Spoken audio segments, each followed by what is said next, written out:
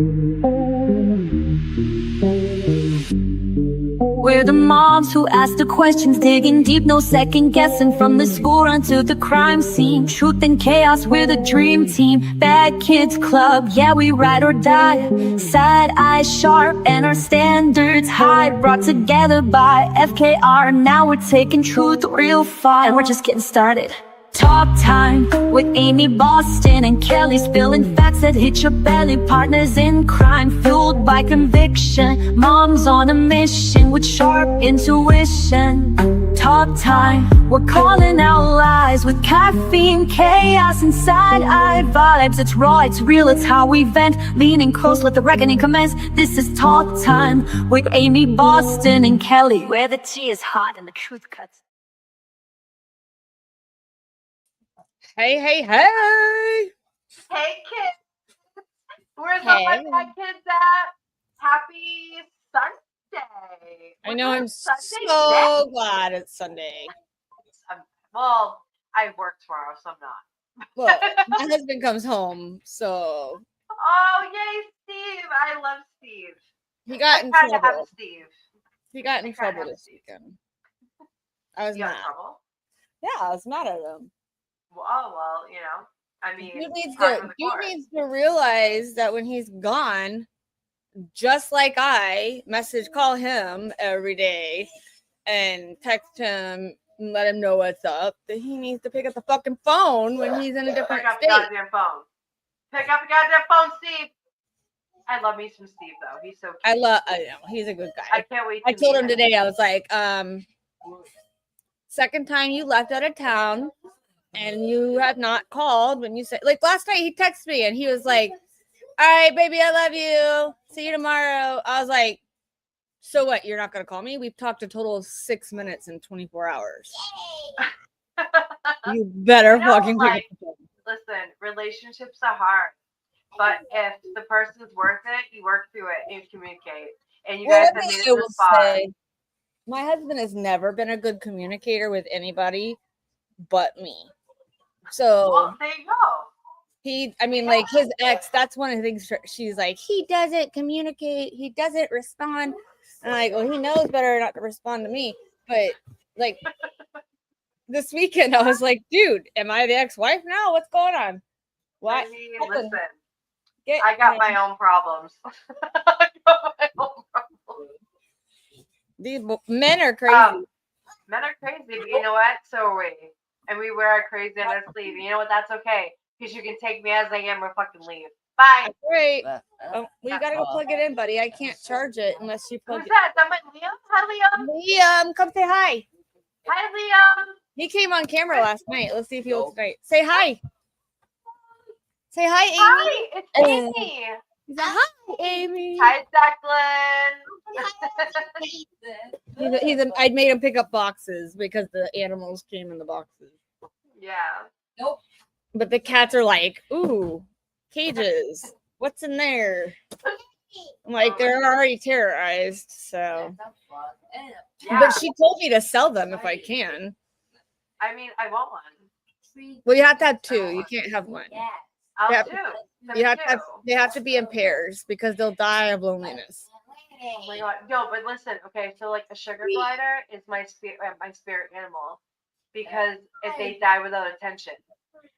But you have to, the only thing I will say is to raise gliders or to have gliders, you have to be willing to put in every day of spending time with them. Yeah. Because if you don't and you don't handle them, you won't. Who said shit? Liam. Oh, he said ship. There was a P. There was a P, I promise. I'll come to Florida right now. He said ship. I know. But it never sounds like ship. It always sounds like ship. Why do what's going on with our chat? Is my shit frozen? No. You know, is anybody commenting? No. We have people watching though. Yeah. Anyway. We have 4 people in here. Hey, today, people say hi if you're here because we can't see yeah, you. you're here. Say hi. Me and you are here to talk about Aaron Spencer, the hero of 2025. The hero. And I will say, I kept saying this last night when I first went over it. It is not vigilante justice. It is a father who got in the heat of the moment. Right. And fucked him up. Yeah, I just typed in there, so it's working. It is working. It's apparently we're we have early, and a lot of people probably don't know we're on. That's okay, but we have a ton of people watching. So hi X, hi Facebook, and if you're over there, come over to YouTube. We are at Amy Boston. Talk time with Amy Boston and Kelly. And we have a good time over here. Right. Yeah, Aaron Spencer is a fucking man. Now listen, he is the man that every child who was ever abused as a child. He is everything I would engulf if anyone ever fucked my son. Any parent who loves their child would do what he did. Yeah. And if you didn't, I would question you as a parent. Right. I mean, there are parents that go the legal way, and I fucking respect them. But there are some people like I'm like off the hook. Like if someone ever touched my son, kidnapped my son, and hurt him, I promise you, the police better find you before I do.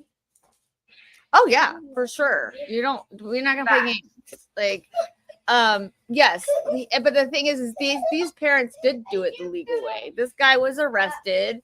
He was released on bond. He had a no contact order with their daughter.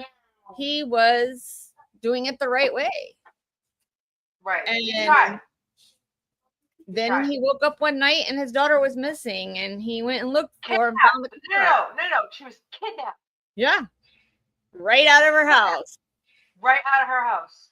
And it's not like he went to the guy's house afterwards and was like, "Oh, you did this," and then murdered him. He did it like in the heat of the moment of saving his daughter, because she was the only witness. She was not coming back. If he wouldn't have found her, she would no longer be on this earth. Amen. So he did what every parent would do. He deserves a fucking medal. A medal. Right. Do you remember the Audrey Cunningham case out of Texas? Yeah. That case sits with me so much. That little girl didn't stand a chance. And the man who hurt her lived on her property that her grandmother who had custody of her. That's the thing. It's usually somebody close to you. It's always somebody that is close to you. It's not like, like people are like, oh, like rape a man van. You're gonna get kidnapped in a fucking white van that has no windows, or it's not that. 99.9% of the time, it is not that. It is someone that you know. Get Pumbaa. It is someone who grooms you and then hurts you. Yeah. Give me 2 seconds. I gotta go cover that cage. Do your thing, baby. Pumbaa's gonna attack those animals. And I'm not. I don't need the bloodshed today. So today we're gonna be discussing. Oh, hey, boyfriend. I'm taking over. Come over. Come up. Let me talk to you. Hi. How you doing, baby? Look how cute you are. Well, how's your day going? Good. It is good. I just love that face. I love your haircut. I know I said that before, but I love your haircut. Hold on, I gotta Are you playing with Liam? No. Liam does his own thing. I'm just playing Roblox. Oh, you know what? Kaden, I think, is on Roblox. Go hang out with him. Oh, I'm in my friend's private server, so Mullen okay. sit down. Oh, you're now going to be talking with Anthony and Declan? Yeah. I love you, Declan. He's like, yeah, that's what it is. Okay, Mom. It's talk time with Amy and my hair. My hair is fucking wild. Anyway, okay. I got pieces that won't fall where they're supposed to. All right. So he is an unsung hero. If anyone was to ever hurt my son, I'd hope that I would act like him. I hope that I would take justice in my own hands. Listen, I'm all for the law. Okay, I'm all for the law, and I think the law should work the way it should. And people like the person who kidnapped his daughter should be fucking rotting in hell, right? The But fact when the that law doesn't work the way it should, people look the other I way mean, for other victims that he had. He was a school resource officer, for fuck's sake. who does that remind you of, Kelly? Sandra Birchmore? Sandra Birchmore. Sandra Birchmore. Yeah, but then he became chief of police. And He was a still, sheriff, right? yeah. Right. And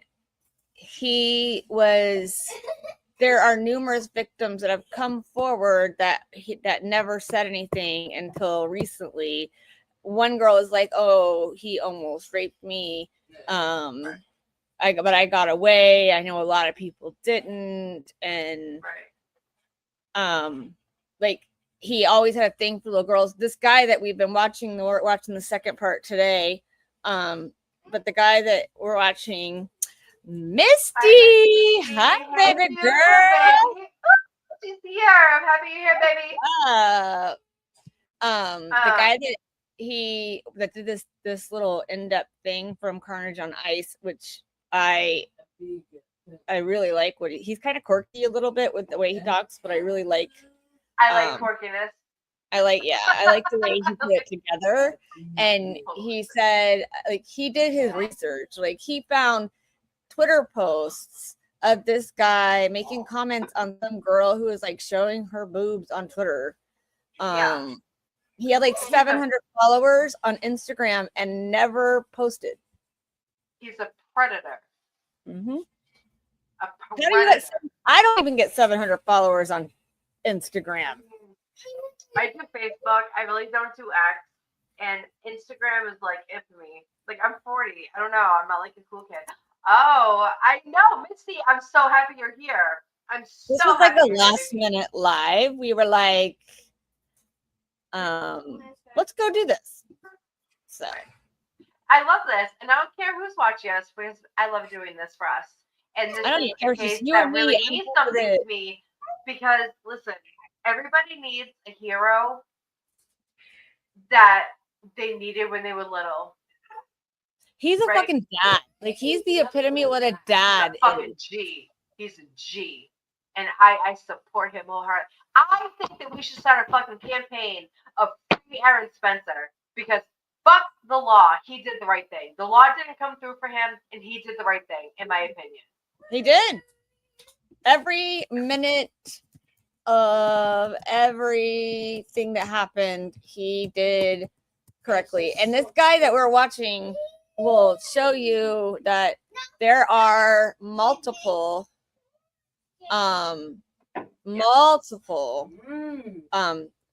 different cases around the country of people who did the same thing and they were justified. They were found justified killings. Kelly, if anything happened to your children, wouldn't you Hi, smile? Sandy. Oh, hi, Sandy. We got wouldn't from you Arkansas in the your mugshot. I feel like that. Oh, I would be. Did you see the one the reel I sent you yesterday of the two friends that were getting their mugshots taken, and they were like, and then they're like, you need to take that picture over because they took it when they weren't paying attention. I was like, that would be me. I'm like, that's not my angle. Yeah, let me fix my hair, and okay, now you can take it, okay? Exactly. No, if someone ever hurt my son and I fucked them up, I'd be like this. I'd be like, hey bitches, look what I did. Look what I did. I'm proud. Buzz. From the labor reunion. All right, Dave, we got live. You know, Mr. Alive. Dave, I love you. My Dave. Yes, that was me. I said boobs. The guy that was murdered, that he killed, and he had every right. The guy that he took the life of for a very good reason. Yep, very good reason. Look who's Thank her. Oh my goodness, Kelly. I'm touching it. You touch it. You do it. Fuck it.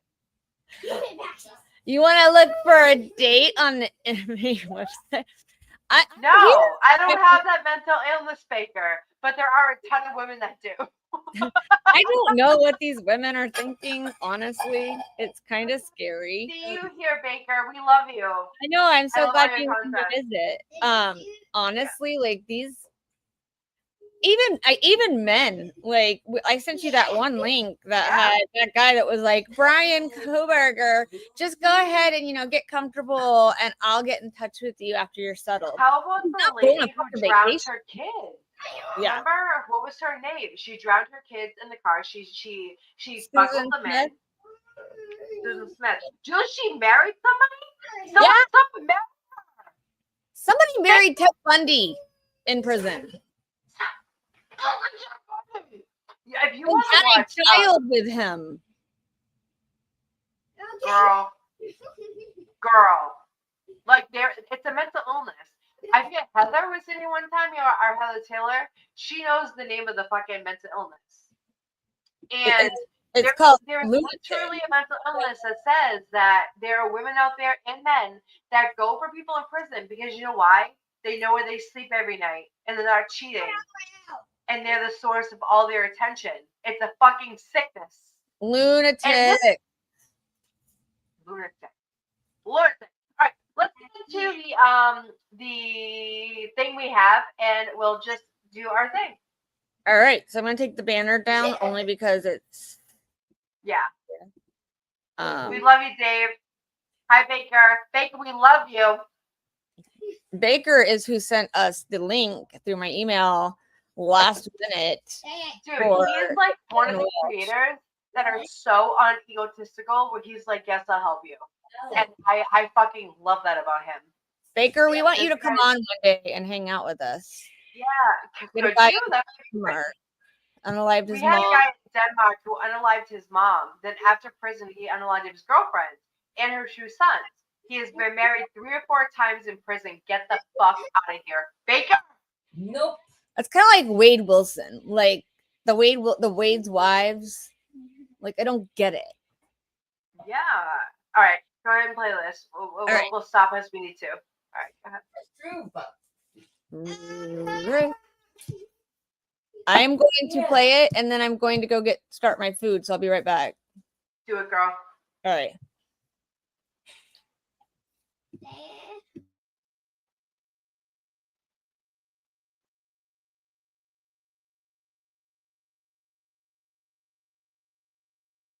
Meet Ronald J. Campbell, more commonly known as Jay Campbell. A lot of people from Arkansas will be familiar with him. And he was the city of Lone Oak's chief of police from 2003 to 2006. With the population always hovering around 4,000 plus people. The city of Lone Oak lays in the very heart of Lone Oak County. Now, so you don't get confused, Sheriff John Staley is the sheriff of Lone Oak County today, while Jay Campbell, back in 2003, was the city of Lone Oak's chief of police. And John Staley's Sheriff's Department and County Jail are located about a 10-minute drive north of the city of Lone Oak. Think of it like some cities within a county have their own police departments, and the sheriff of that county is kind of like the state police of the county. Now we'll come back to Jay Campbell's term as chief of police in the 2000s in a bit, but first we need to visit his background, which takes us back to the 1980s, where in Pulaski County in 1981, a then 21-year-old 6'3", 280-pound Jay Campbell would join the Pulaski County Sheriff's Department, eventually working his way up to sergeant in the Narcotics Division. Now let's meet Dan Lassiter, a longtime family friend of Jay Campbell. And Dan Lassiter was a rich guy, mainly a bond trader, and he was also one of the founders of the Ponderosa Steakhouse chain that was so popular in the 1970s. He was also a good friend and a big financial supporter to then Governor Bill Clinton's political campaigns. And he says he would find himself getting into cocaine in the late 1970s, which of course would spell some trouble for him down the line in the 1980s, being involved in the covered-up Western Arkansas's Mena Airport operations during Iran-Contra and the crack cocaine epidemic that came along with it, which also very heavily involved Barry Seal and his organization.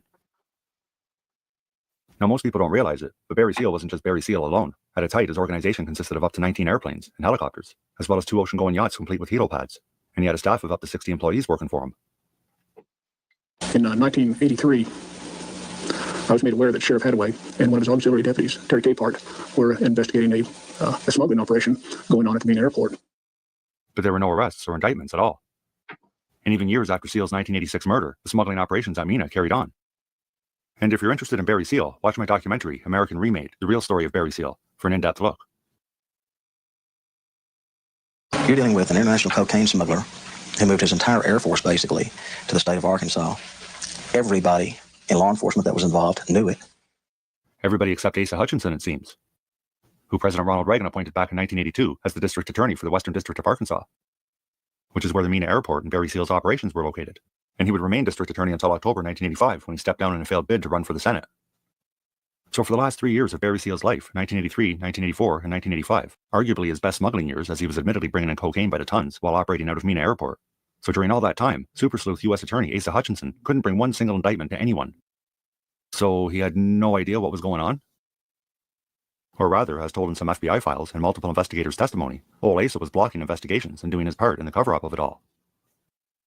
And I suppose his inability to bust anyone involved in the biggest cocaine smuggling operation in the country, and perhaps in history, right in his own backyard even, well, I suppose that helped qualify old Asa to become head of the DEA in 2001, where the New York Times notes his long interest in drug issues.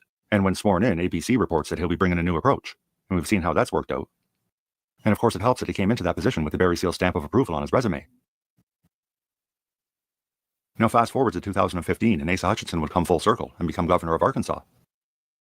And 2 years later in 2017, we see that the Sinaloa cartel is the dominant regional cartel in the Little Rock area. Good thing Asa's the governor. He'll know what to do. Maybe he can bring that new approach that he brought to the DEA. And by 2019, it looks like he did. Way to go, Asa. This guy's been continually losing in the so-called war on drugs for decades. Or winning. I suppose it depends on who you're rooting for. Now, to be fair, back when Asa Hutchinson was the U.S. Attorney for the Western District of Arkansas, and while not being able to catch, well, okay, rather covering up Barry Seal and the Mena operations, but he was able to prosecute Bill Clinton's brother, Roger Clinton, in 1985 on cocaine charges, so that's something. And to note, Roger Clinton wasn't busted for possession of cocaine like you might see in quite a lot of outlets. He was convicted on conspiracy to distribute cocaine and distribution of cocaine. But he wasn't like some drug kingpin or anything like that. He dealt in the thousands of dollars range. And Roger Clinton was also good friends and did work for Dan Lassiter, and he did lots of cocaine with him too. And what is this? Can you explain what this is exactly and where it's going? So, okay, so we know that we started off with Aaron Spencer and what happened yesterday and the different charges. Right. Now we're going into how corrupt the area is and how they're all connected. Okay, So- so I just wanted to give some context to what we'll listen to for our viewers. Perfect. Yeah, so it's you got they're all, see how they're, this one he arrested Roger Clinton on cocaine charges and things like that. So this is a real deep dive into not just Aaron Spencer, it's into Arkansas, it's into the corruption, it's into how all of them are connected. Okay, So keep going. I just wanted to give some context, that's all.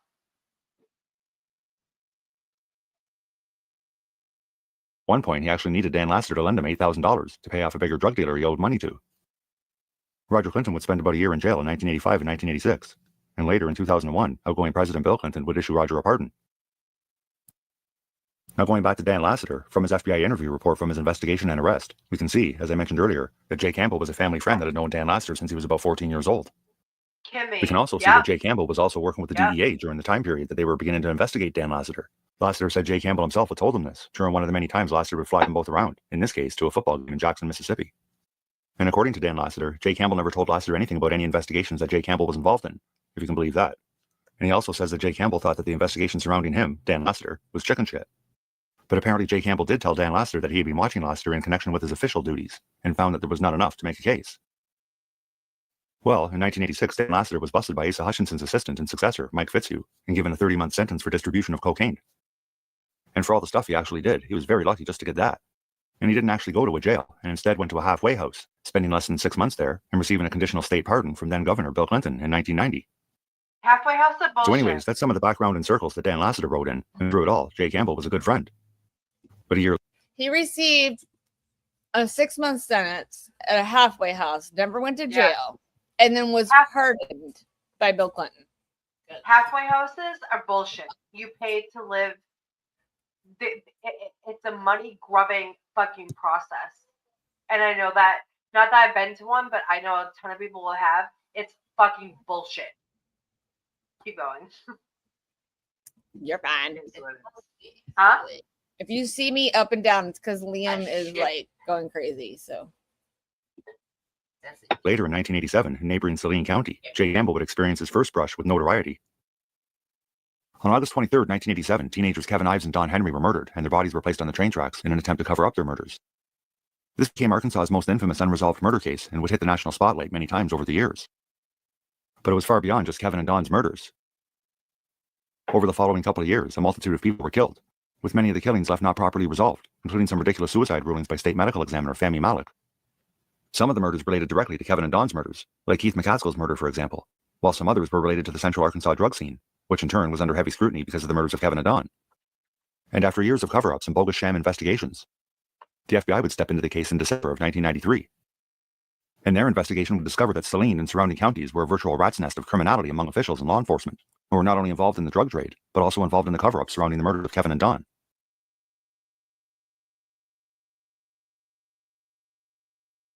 And indeed, there was no shortage of officials involved in some manner, whose actions and decisions were at best questionable, and at worst absolutely criminal.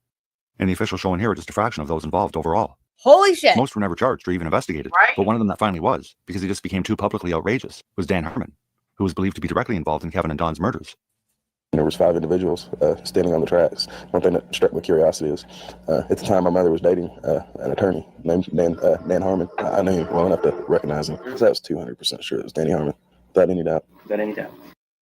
And Dan Harmon pushed to become the special prosecutor himself, so he could control the grand jury investigation into Kevin and Don's murders. And Judge John Cole was actually paid to appoint Dan Harmon as special prosecutor. And people calling Harmon or Richard Garrett with information about the case would get threatened to keep their mouths shut. It was quite clear that Dan Harmon and Richard Garrett were doing what they could to cover things up. Unfortunately, it wasn't until the late 1990s that Harmon would finally start to be investigated.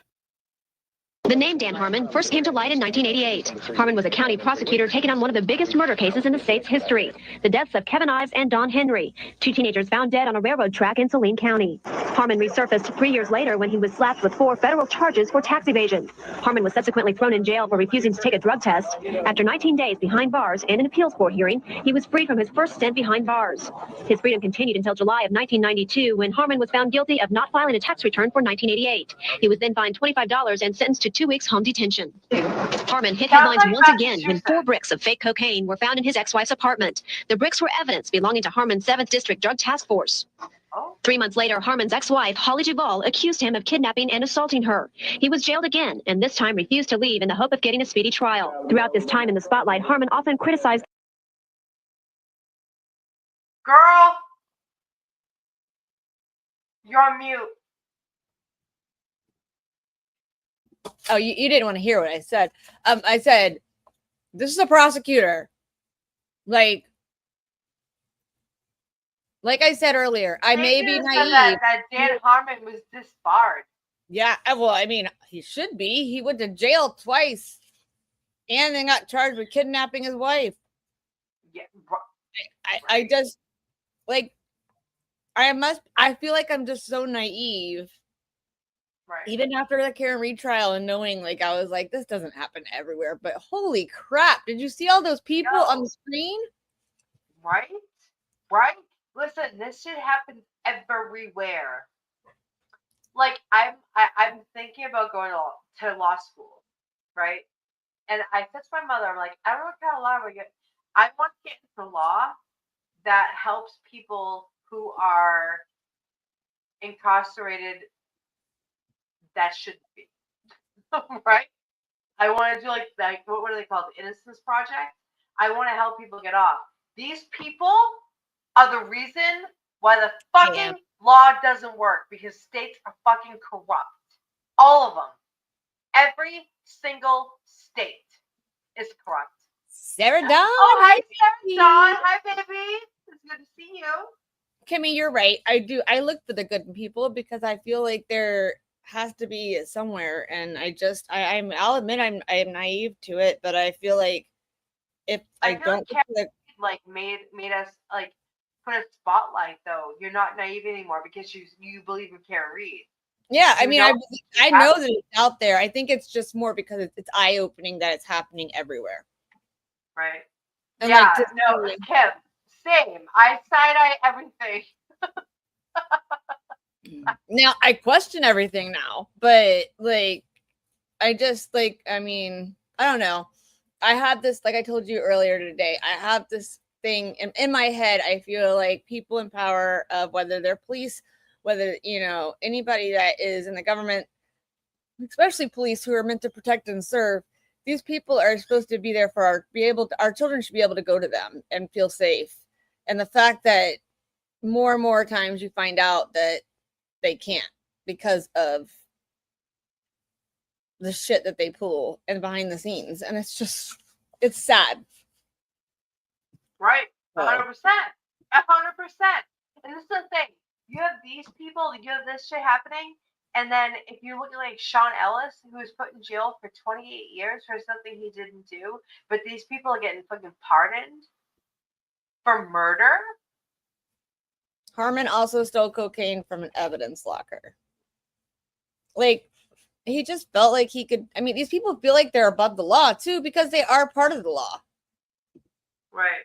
Right. But they think that they are, and they are. Do you want to know why they are? Because the evidence says so. The way these people act and how they get off and who helps them and who is behind them, it is all corruption. Yeah. This is we make corruption. You are special, and that is why we treat you guys each as a part of our family, because you are our family. So remember that. Yeah. You don't get to get out of this family. Once you're in, it's like the Hotel California. There ain't no way out. Okay. Are you talking about the Bad Kids Club? There's no way out of the Bad Kids Club. Once you're part of it, you can't get out of it. Yeah. You can pretend. But good luck. Badge equals power to some. Yeah, it is though. Like the badge creates the egotistical power. The ego is a part of power. You think you're above the law. Yeah. And you know what? Aaron Spencer took the law into his own hands, and fucking bravo. And that is why on our thumbnail it does not say Arkansas versus Aaron Spencer. It says dad, husband, hero. Because he is a hero. Yep. So, or father, husband, father, hero. Because that's what we love having you as a bad kid. Bad Kids Club. One second. Right, Okay, I have to use the restroom. All right. One thing about us, we want you guys. Okay, my co-host just showed up. You guys. My dog thinks he's a parrot. Can I help you, sir? Can I help you? And he's looking at my food is what he's looking at. He doesn't actually want to spend time with me. He wants my food that's in front of me. But hi, monkey. Hi, Cotton. You're just a big old cotton ball. Ow! Not on my head. Ouch. Back off the head. Back off the head. You guys want a fluff ball? His name's Cotton. He's one big cotton ball. He's a poof head, huh? You can wash your face with him. Whatever you need to have done. He's a good boy. But he's a pain. He's still a puppy, so he's crazy. Oh my God. I had a puppy here this weekend. He was visiting, and I just had to give him my empanadas. I was like, take it. This one, believe it or not, as small as he is, if he has something in his mouth, yeah, he's a Pomeranian. He's a white Pomeranian. I'm only 8 months old, and I think everyone has to say hi to me when I walk in the house, because if you don't say hi to me, I will bark. Know what he is, though. He's 3. He's just a big 3-year-old, like Caden. He says, I will bark at you until you say hi, and I'll follow you around and keep barking and jumping on your feet until you say hi to me. I love that for you. All right, let's get going. Let's put this on. Get down. I like you. Not that much. Yeah, he is. Ace is like the media, and even hit an Arkansas Democrat Gazette reporter. Later that month, he negotiated a plea arrangement. Several of his charges from kidnapping to disorderly conduct were reduced in exchange for his resignation from office. That day came in July of 1996. Dan Harmon got out of jail yesterday. A federal grand jury indicted Harmon on 11 counts. He ended up jailed after he refused a drug test, a condition of his freedom until trial. After 2 days of deliberations, the jury found Harmon guilty of 5 of 11 counts, guilty of drug charges, racketeering, and extortion. Dan Harmon would get a 10-year sentence, serving 9 years overall. Then he would get arrested again in 2010 selling drugs near a school. It is tonight's top story. Police say the 6-month investigation that landed Harmon behind bars also led to the arrest of a dozen other people in Grant County. Police say it's a drug operation ranging from cocaine to painkillers. TV's Faith Abube joins us now with more. Faith? Hi, Liz. Police say Harmon was illegally selling prescription drugs near Sheridan School. Former Saline County prosecutor Dan Harmon is back behind bars, barely 4 years after serving time for extortion, racketeering, and drug conspiracy from a 1997 conviction. Harmon is among the last few alleged drug dealers taken off Sheridan streets after a 6-month investigation. Harmon lives in Saline County, but the investigation led police here to a traffic stop. Police say they found several drug items in his car. Harmon's passenger, a well-known drug dealer, is also now helping authorities. Assistant Chief Brett Cole says the former prosecutor is facing several felony charges that could land him in prison. All right, Faith, thank you. Harmon served 1 term as Saline County prosecutor in 1979. Voters elected him again in the 90s for 2 terms. He resigned after his 1996 arrest. He got out of prison early in 2006 for helping prosecutors in a murder case. Now, something unfortunate is that the investigation convicting Dan Harmon in 1997 was limited to his actions while serving as Saline County prosecutor during the 1990s and on. They didn't investigate any of his actions from the 1980s, including while being special prosecutor in Kevin and Don's case. That was all swept under the rug. Even the FBI was in on the cover-up, with FBI Special Agent in Charge, Ivy C. Smith, unbelievably telling Bill Clinton's hand-picked U.S. Attorney, Paula Casey, "We cannot state with certainty a murder even occurred." That was February 2nd, 1998. And the next day, on February 3rd, 1998, the FBI quietly closed the case on Kevin and Don. This was all done just after a month after journalist and author Mara Leverett began sending FOIA requests for the FBI's documents on Kevin and Don. The FBI's response to Mara Leverett came only 13 days before they shut down the investigation, telling her they have no documents regarding Kevin and Don. What investigation? I can't. After some massive pushback from both Mara Leverett and Kevin Ives' mother, Linda Ives, thankfully Arkansas Congressman Vic Snyder took up their cause and forced the FBI into revealing that they had up to 37,000 pages of documents on the case, and they finally released around 2,000 pages of heavily redacted documents to Mara and Linda. And if you want to dig further into Kevin and Don's story, I have a whole series about them on YouTube called Murder on the Tracks that you may want to look into. What we've just seen is a very small fraction of the story and some of the people that are involved.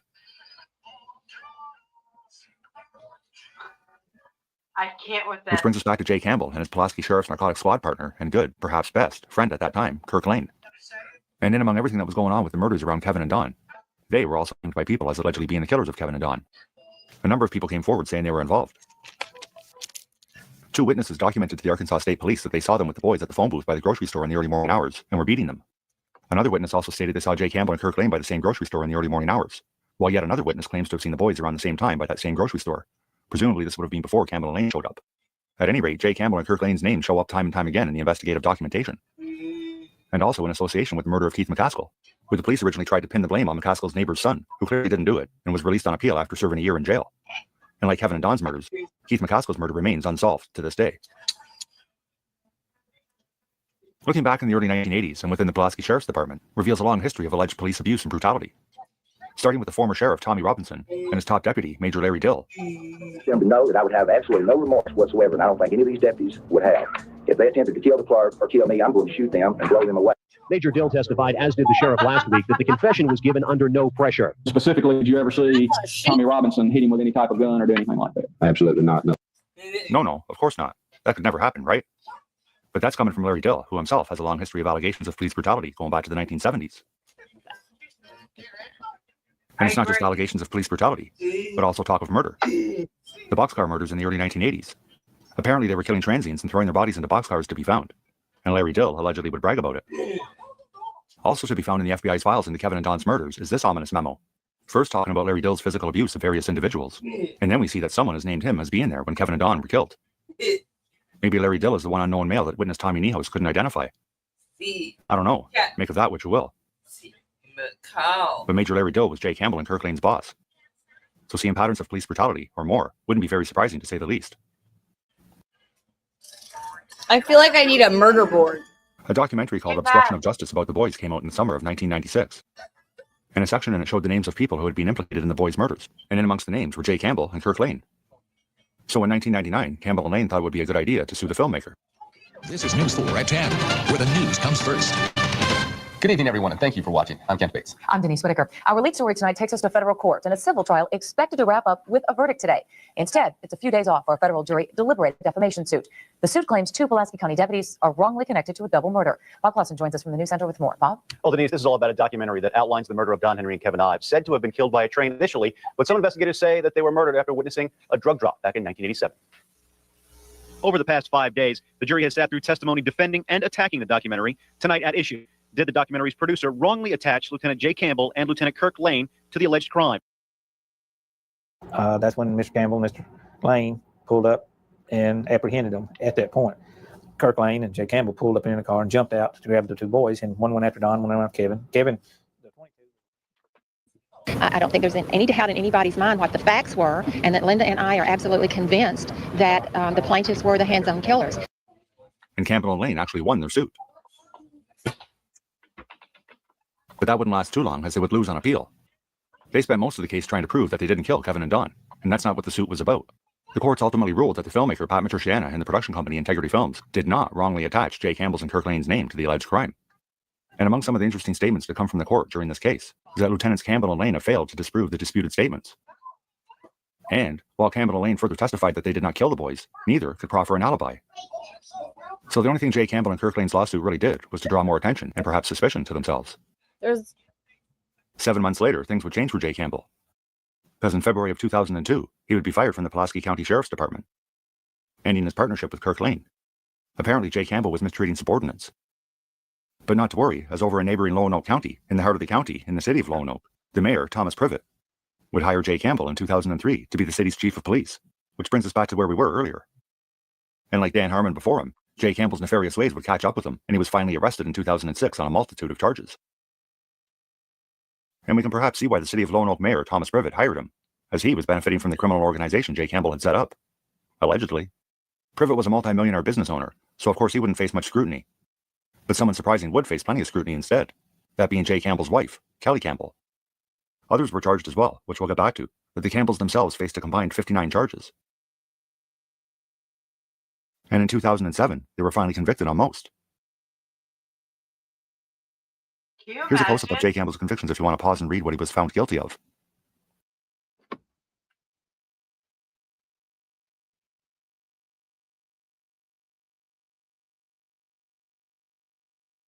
You're on mute. I said, why she got to have my name? Okay. First of all. Secondly, I wanted to pause this. I'm going to put it on full screen, take us off of it real quick. We'll be behind the scenes. But I want people to be able to read the different charges.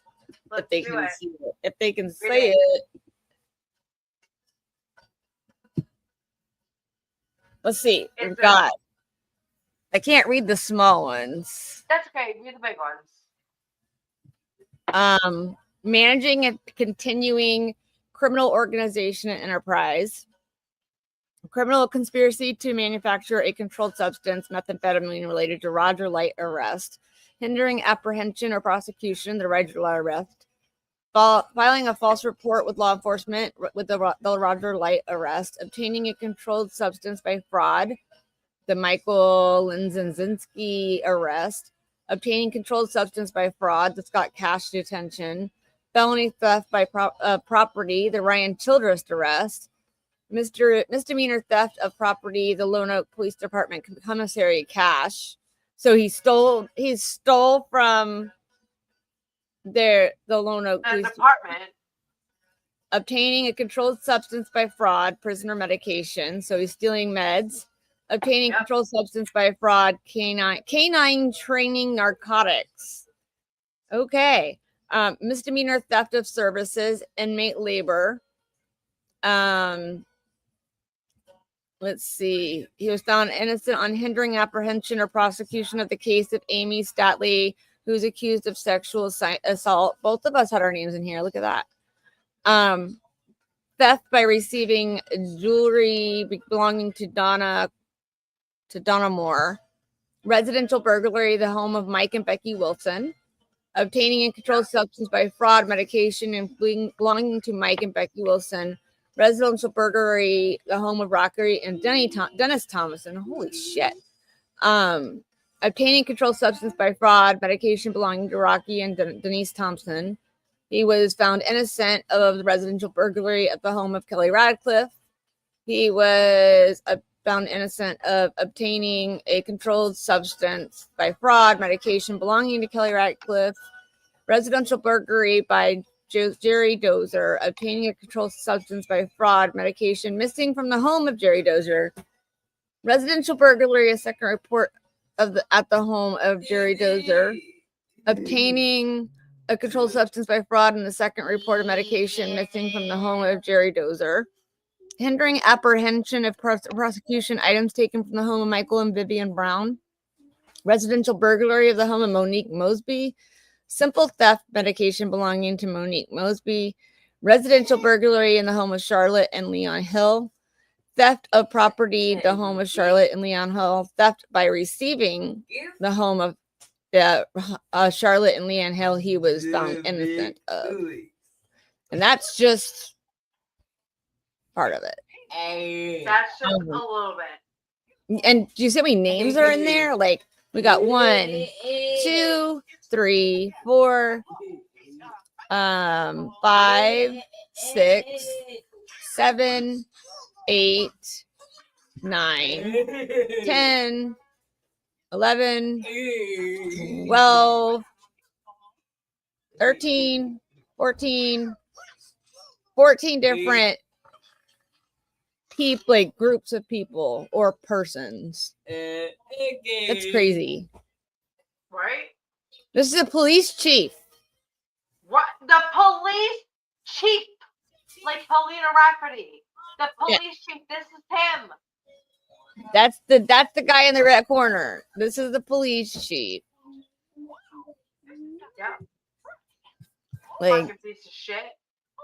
It's crazy. And that's not even including all this stuff over here that we haven't even figured out. Right. All right, let me start it.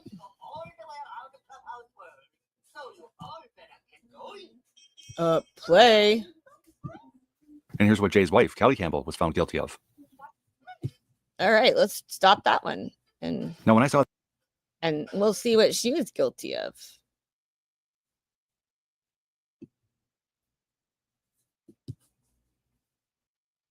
Let's see. Let me get back to that.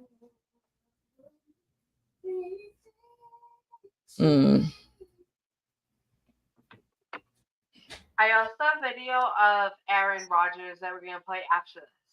Okay. Okay, so this is hers, his wife. Oh no, that's still her, it's him. This is his wife's. Engaging in continuing criminal investigate organization. She was found innocent.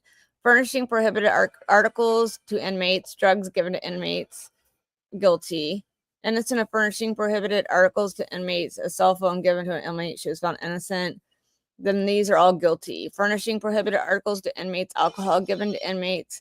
Escape, assisting with escape of an inmate. It's the police chief's wife. The police chief's wife, people. Criminal trespass, the home of Lori Bevel. Residential burglary, the home of Jackie Moore. Obtaining a substance by fraud, medication belonging to Jackie Moore. Theft by receiving jewelry taken from the home of Donna Moore. Residential burglary, the home of Mike and Becky Wilson. Obtaining and controlled substance by fraud, medication belonging to Mike and Becky Wilson. Residential burglary, the home of Joe Talley. Obtaining a controlled substance by fraud, medication belonging to Joe Talley. Residential burglary of the home of Rocky and Denise Thompson. Obtaining a controlled substance by fraud, medication belonging to Rocky and Denise Thompson. She was innocent of residential burglary of the home of Kelly Ratcliffe, and obtaining controlled substance by fraud, a medication of Kelly Ratcliffe. Then she was found guilty of burglary of the home of Jerry Dozer, obtaining controlled substance by fraud, medication missing from the home of Jerry Dozer, residential burglary, a second report at the home of Jerry Dozer, obtaining a controlled substance by fraud, and second report of medication missing at the home of Jerry Dozer, obtaining a controlled substance by fraud, medicine belonging to Charlotte Hill, obtaining controlled substance by fraud, medication belonging to Michael and Vivian Brown, residential burglary, the home of Cheryl Anderson, obtaining controlled substance by fraud, medication belonging to Cheryl Anderson, residential burglary, the home of Monique Mosby, simple theft, medication belonging to Monique Mosby, residential burglary, the home of Charlotte and Leon Hill, theft of property, the home of Charlotte and Leon Hill, theft by receiving, the home of Charlotte and Leon Hill, and possession of, she was innocent of the theft by receiving. And then, she got burglary of their house and theft of property, but she got innocent of receiving stuff. And then possession of drug paraphernalia was guilty. I can't.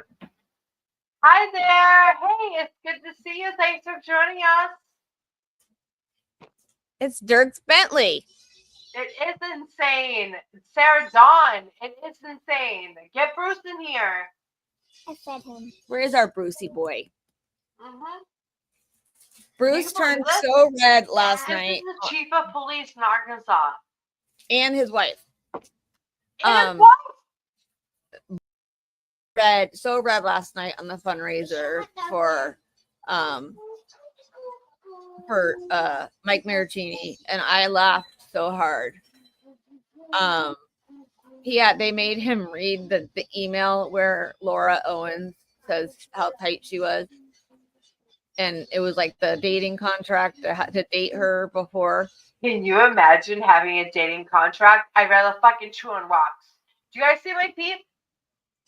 It looks good. I'd rather chew on rocks. Look, I literally, poor Bruce, like his face instantly turned red before he started reading it. I was like, I love Bruce Morgan. Hey, Sarah, get Bruce in here. Get your boy. Get your boy. All right. I can't believe this. Like, what you just read blows my fucking mind. Blows my mind.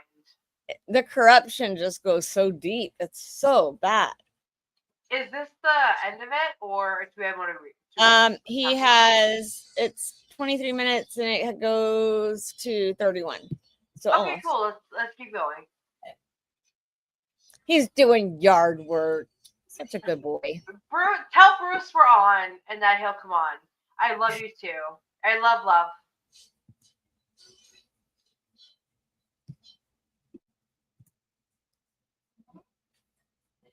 Now, when I saw that Aaron Spencer's case happened in Lonoke County, I immediately thought of Jay Campbell in that whole time period. And of course, I dug out all the old newspaper articles about the Campbell's trial and started reading through them again. And I found quite a few very interesting things. A couple we're going to look at here, and another I'm going to do a separate video about, as it's quite the astonishing story in its own right. But in going through the Campbell's 2007 criminal trial, we hear about stories of theft and drugs and the usual stuff like that, of course. You do the rest. But when the stories about Kelly Campbell started rolling in, that became the center of attention for a while, and not because of theft or drugs so much, but rather, testimony centered on an inappropriate relationship between Kelly Campbell and a state prison inmate. Bill Terry, a prison worker, first became aware of the problems after he listened to phone recordings of conversations between Kelly Campbell and Shane Scott, a prison inmate. And we also see that Shane Scott was working for the mayor on private stuff, and that would be Mayor Thomas Privet. So it's good to see him again. And, Terry also learned about a sexual relationship Scott had with Kelly Campbell. And we're not talking phone sex either. The next day, on March 8th, the trial had to be put on hold, as Kelly Campbell was sick. And I have no doubt she was sick to her stomach. She knew it was about to be coming. The next day, pictures were brought into the court. In the photos, which were projected onto a courtroom wall, Kelly Campbell is sitting on Scott's lap. In one photo, she appeared to be kissing him. In others, the two have their arms wrapped around each other. And we can also see that a prison guard and the assistant warden testified that an irrational Kelly Campbell parked outside the gate of the prison and attempted to gain admittance to see Scott. Irrational? Coldplay concert. Sounds like Kelly Campbell's sweating at the silks over Shane Scott's, Scott. Look who's here. The next week, they bring in Shane Scott to testify. Only he doesn't want to. He's scared. And I certainly don't blame him, as we see that the judge in this case is... Why are we on screen? Bring us up. I'm trying. There we go. Hi, Bruce. Up, bestie. Sarah, you're so cute. Look what you did. You brought our Bruce to us. You did it. I love you and Sarah. You guys are like two of my favorite people. I'm happy you're here, Bruce. And why are you doing yard work? It's Sunday. No, it's a day of rest. Come talk about Aaron Spencer. Do you want a link? Does he know about Aaron Spitzer? Sarah, do you I want don't to come know. up? You guys know about You Aaron gotta find Spitzer? out. I know Sarah. Do you want to come up? All right, let's keep going. I'm sorry. Special Judge John Cole. Remember him? He was the one who got paid to appoint Dan Harmon as special prosecutor in the Kevin Ives and Don Henry murders. And in this case, Judge Cole is titled special because they brought him out of retirement to handle the case. Who they are, I don't know, but there's a long history of factions here that are too detailed to go into right now. But this isn't the first time that Jay Campbell has stood before Judge John Cole, and they don't like each other. Anyway, Shane Scott, who was 31, was supposed to testify about engaging in sex about 24 times with Jay Campbell's wife, Kelly Campbell. But as I mentioned, he was too scared and refused to testify. So Judge Cole would sentence him to 90 more days in jail for contempt of court. And Shane Scott, already serving a 20-year sentence, said he was being threatened and harassed by the guards in the jail he was at. The next day they would haul him into court again under the threat of another 90-day sentence added on if he didn't testify. So having no choice really, he did. And would learn things like while a supervisor thought he was mowing the grass at the Lone Oak ballpark, Shane Scott was mowing something else and playing a totally different ball game altogether. As he was actually answering booty calls for sex with Kelly Campbell. Booty calls! And Shane Scott talked of having sex with Kelly Campbell many times over a 2-month period, including at the ballpark, in the jail, Jay Campbell's office at least 10 times, in Kelly Campbell's car while out on a drive in the country, and at the Holiday Inn in Lone Oak. On Monday, March 19th, Shane Scott was brought back into court to testify for a second time, and he would describe Kelly Campbell as desperate, obsessive, and willing to do anything to keep their relationship going. And Anthony Shane Scott, that's his full name, would continue testifying that Kelly Campbell became increasingly insistent on seeing him every day. If I didn't spend time with her on a daily basis, I knew that she was going to be around all day calling on the cell phone 10 to 15 times, Scott said. And also, Scott said he took advantage of her feelings by getting her to do things for him. In recorded telephone conversations between Kelly Campbell and Shane Scott, Kelly Campbell made repeated declarations of love for Scott. And she told Scott that Jay Campbell was trying to convince her that Scott was conning her and didn't really care about her. Next, we hear from Jay Campbell. Bruce, As his wife wiped away tears, former Lone Oak Police Chief Jay Campbell took the witness stand in his own defense Friday and said that if he was guilty of anything, it was trying to keep my family together. Right back. He said he was aware that his wife had a strong friendship with Shane Scott, but he added that his wife always denied the rumors about any sexual relationships with Scott. Lone Oak County Deputy Prosecutor Stuart Searley repeatedly asked Jay Campbell whether he believed his wife had engaged in sex with an Act 309 inmate. Jay Campbell repeated, as he did on Friday, that he didn't believe it. Forever. But when questioned later, Jay Campbell acknowledged that he had been a little in denial and that he didn't like to dwell on the issue. I had a decision to make, and that decision was to get my family back together and move on past this, or let it take control of my life and my kids and my family, Jay Campbell said. I chose to put it behind me.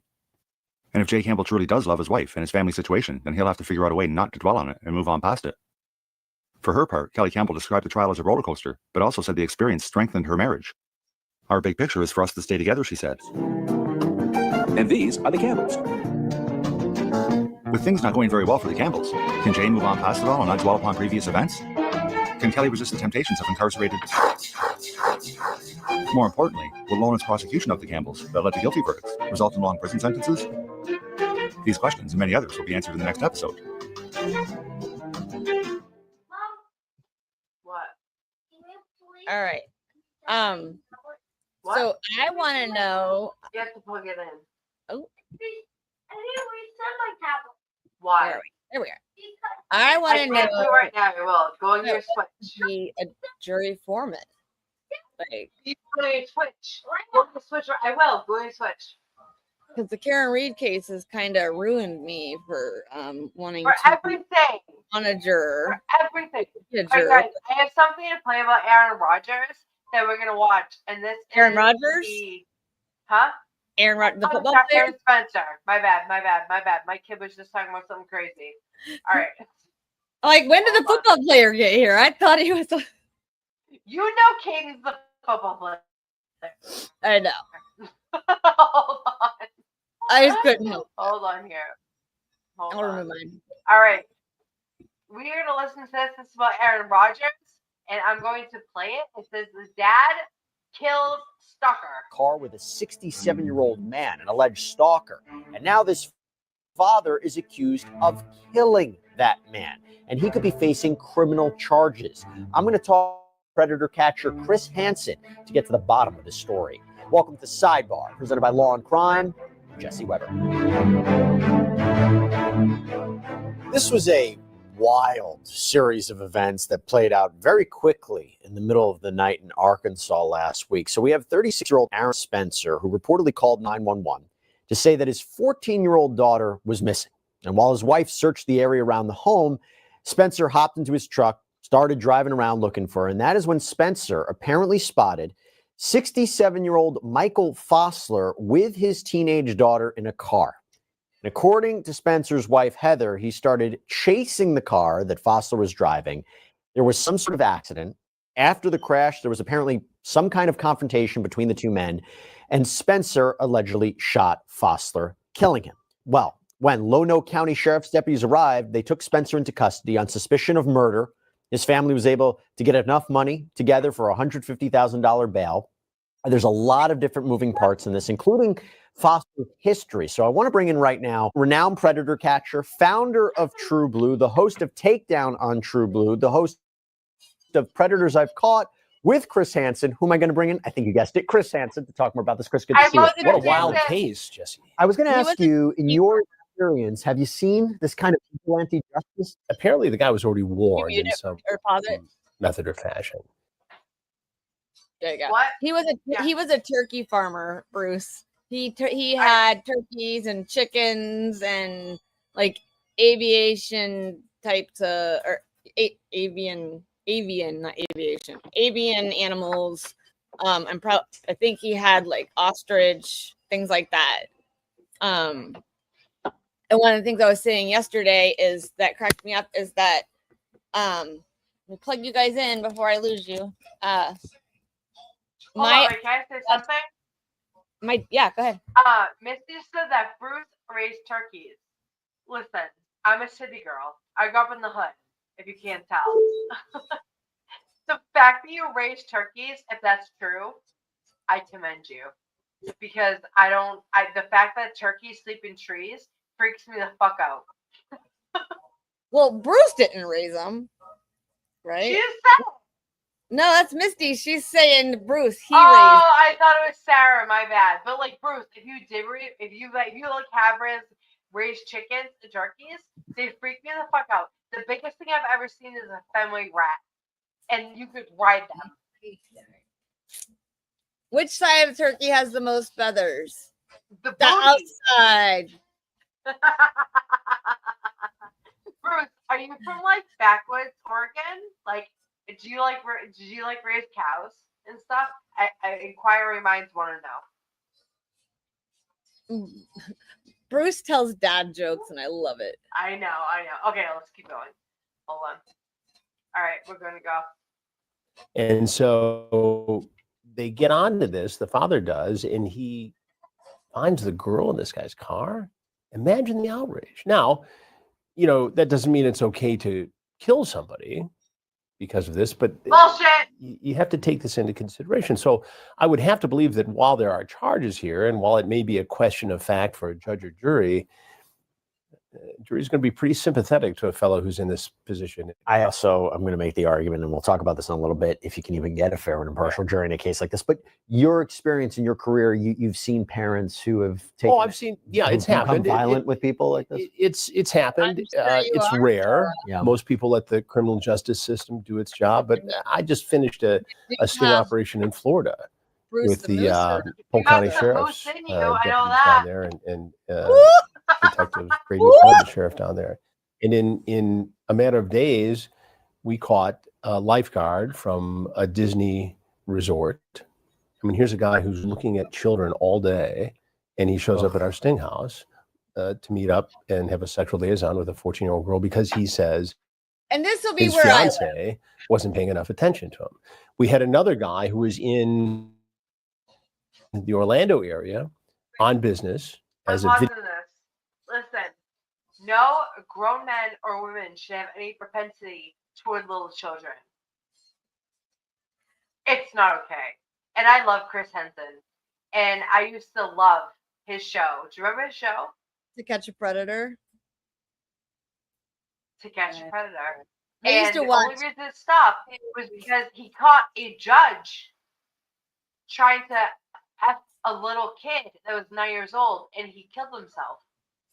And the show had to stop because of that. Well, Bruce says he has chickens. Chicken? I've never seen a chicken. I've never raised one, and Bruce, I commend you. I'm from the hood. The only thing we saw was Fenway rats. Fenway, meaning the baseball field, there's a train station, and the fucking rats there are the size of small ponies. Oh.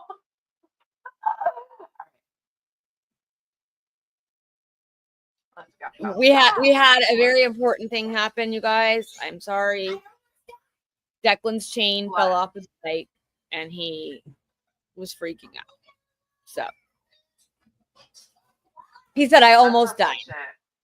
All right, hold I'm like, "You didn't almost die from a chain falling off." Geographer there for a convention from Minnesota. He lies about his name. He jerks the detectives around. He lies to me during my interview with him. And it turns out all the time, all the while we're talking to him, he is out on bail. So he's out on bail for trying to have sex with a boy in Minnesota. And what does he do?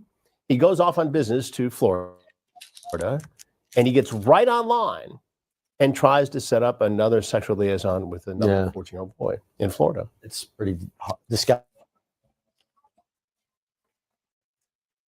And I would say, oh my gosh, shocking, but really not shocking since we cover this so much. Going back to this situation though, so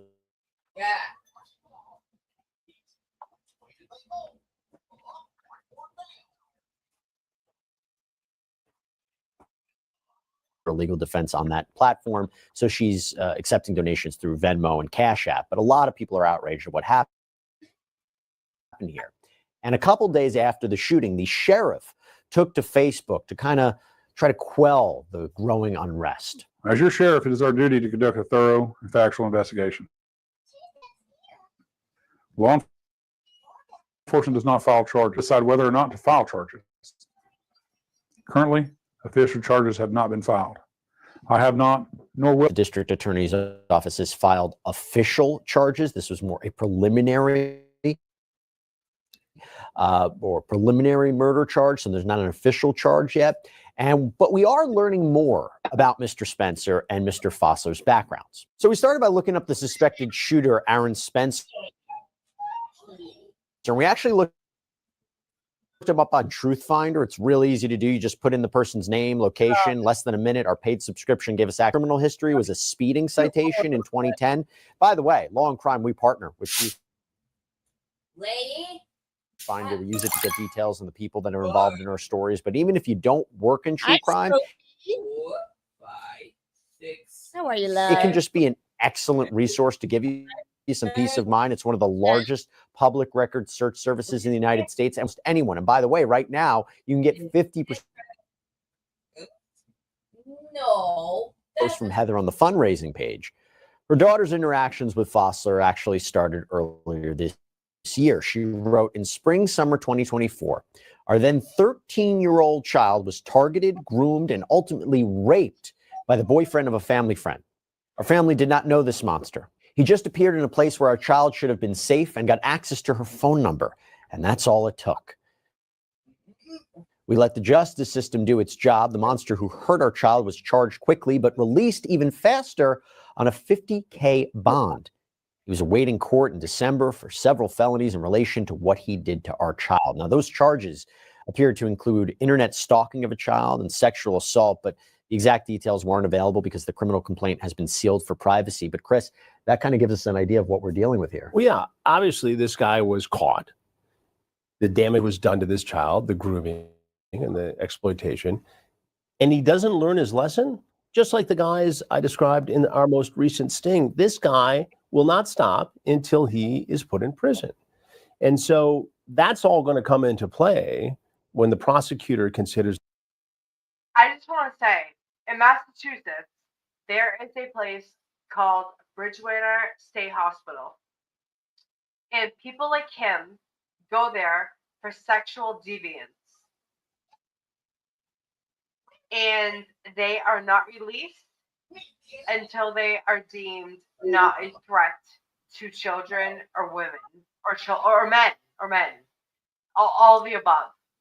And I think that every single state should have, how do they determine that they're no longer a threat? What? Well, The that's the person thing. So who- I have family members, and I know a lot about this due to a family member. You're a forensic psychologist, and you go and you evaluate them. I guarantee you, the forensic psychologists are smarter than these fucking deviants, and they have to go in front of the court and say they are no longer a threat. Do you know how hard that is? Wow. So when you're convicted of something like this man has been convicted of, you have to go to a forensic psychologist, and they have to go to court and say you are no longer a threat. Do you know how hard that is? Yeah, I mean that's In what I'm saying. Massachusetts, Like, to have that on your Massachusetts, to have that as There's a one job to determine that. Like, what if you're wrong? That sucks. No. These people are smart. They know. And 99.9% of the time, they stay in that hospital, the Bridgewater State Hospital, because they are fucking dangerous. And We're not in Florida. We just hire them at should have Disney. Huh? It's in Florida. We just hire them at Disney. It's fine. No, but that's the truth. Look at Seven Stearns. He played Aladdin at Disney. Can you believe he's only 39? He aged like a fucking jug of milk. Like a jug of milk. I'm 2 years from 50, and I don't. You don't look 50. I'm 40. I'll be 41. I look like I'm 40. I just need Botox right here. That's all. Give me some Yeah, Botox. no, I used to smoke. Like, I know you guys see me vape, but like I used to like rip butt for years. And I stopped 10 years ago. Or 8 years ago. And I don't have those lines. If I do, I'm getting the film. I have it. I used to smoke. I don't know how much I have. You look great. Okay, everybody in chat, if you were to guess how old Kelly and I were, knowing our ages, what would you say we are? I want to see it in chat. Everyone, all 48 of you. What do you call Omar when you Omar? visit Florida? Omar's A litigator. Omar's fun as fuck. A litigator, Bruce. No, I want to know, like, do you think I'm 40? Do you think I'm 45? Do you think I'm 28? Like, how old do you guys think I am and Kelly? We all both look good. This motherfucker aged like a jug of milk. Let's see. Yeah. I'm way too old. I used to be the young one. Oh, Sarah turned 44. Happy birthday, baby. I remember you turned 44 because you told me, and I made everyone say happy birthday to you because you're amazing. My mother will be like, Bruce, what do you want? You want a car? You want a boat? What do you? It was really funny. I'm the youngest of 6, right? And my oldest brother's in his 50s. And every year he'll say he is like, he's older than 54, but he's 54, and he'll be like, it's my 30th anniversary of my 21st birthday. I love that. I love it. You're my favorite person in the world today. Besides Bruce for saying I was 21. But yeah. Thank you, Sarah. You guys, I'm about to attend in September my 30th class reunion. Crazy, right? 30th. So how did that happen? It was really funny. So I was talking to somebody, and I have a master's, and the only reason I have a master's degree was because I didn't want to pay back my student loans, so I kept going to school. Okay. But I was out of high school when I was 16. As soon as I put myself out of high school, I fucking dipped. Yeah, I was listening to It's fucking possible. I dipped out of high school at 16 because I was more concerned about my social life. And then I went to college and I got my master's because I didn't want to pay back my loans. So, like, anything is possible in your life, okay? And this is why the Aaron Spencer case captures me so much, because, like, everything is in your hands. Everything. Every choice you make, everything you do is in your hands. You make your own choices. Aaron decided that what the fucking law was doing was not okay with him. And he took it upon himself to make it okay. And I respect the fuck out of that. Well, he chose not to wait for the law because, I mean, I wouldn't either. Yeah, fuck that. All right, I'm going to start again. The charges against the father of the victim here. And I can't imagine that he'll see a day in prison. The idea, though, that he goes after the person that he's accused of first targeting, not even going out and trying to attack someone, but going after the initial person. That's the part. And that's why people are outraged that he was out on bail, too. He's a stone cold predator. I mean, what else can you say about a guy like this? Somebody like that is incorrigible. Somebody like that doesn't learn a lesson. Somebody like that can't be deterred. If you get arrested and you're out on bail pending criminal charges of this type, and you go back, these people in some cases are like heroin addicts. They need to fulfill this fantasy. The heroin addict knows there's a 20% chance of fentanyl in the heroin. They do it anyway. The predator knows there's a 20% chance they're going to get caught by me, by one of the law enforcement agencies around the country, but they do it anyway. They can't control it. And for that subset of people who commit this crime, there's no choice but to keep them locked up because they will offend again and again. Now, to be clear, from a legal point of view, right, these are allegations that are being asserted. These are allegations being asserted by the Spencer family. But just to go back to this, according to Heather Spencer, she and her husband, they wake up at around 1 a.m. on October 8th to the sound of their daughter's dog barking, which they say was unusual. And when she wasn't in her bed, they started a frantic search. The two reportedly didn't know that Fossler had apparently been in contact with their teenage daughter. But Heather said that on social media, they believed Fossler had taken the girl to kill her. So when this car wreck happened, Spencer says he was able to grab his daughter from the car. Fossler attacked him, so he shot him. So kind of a self-defense argument.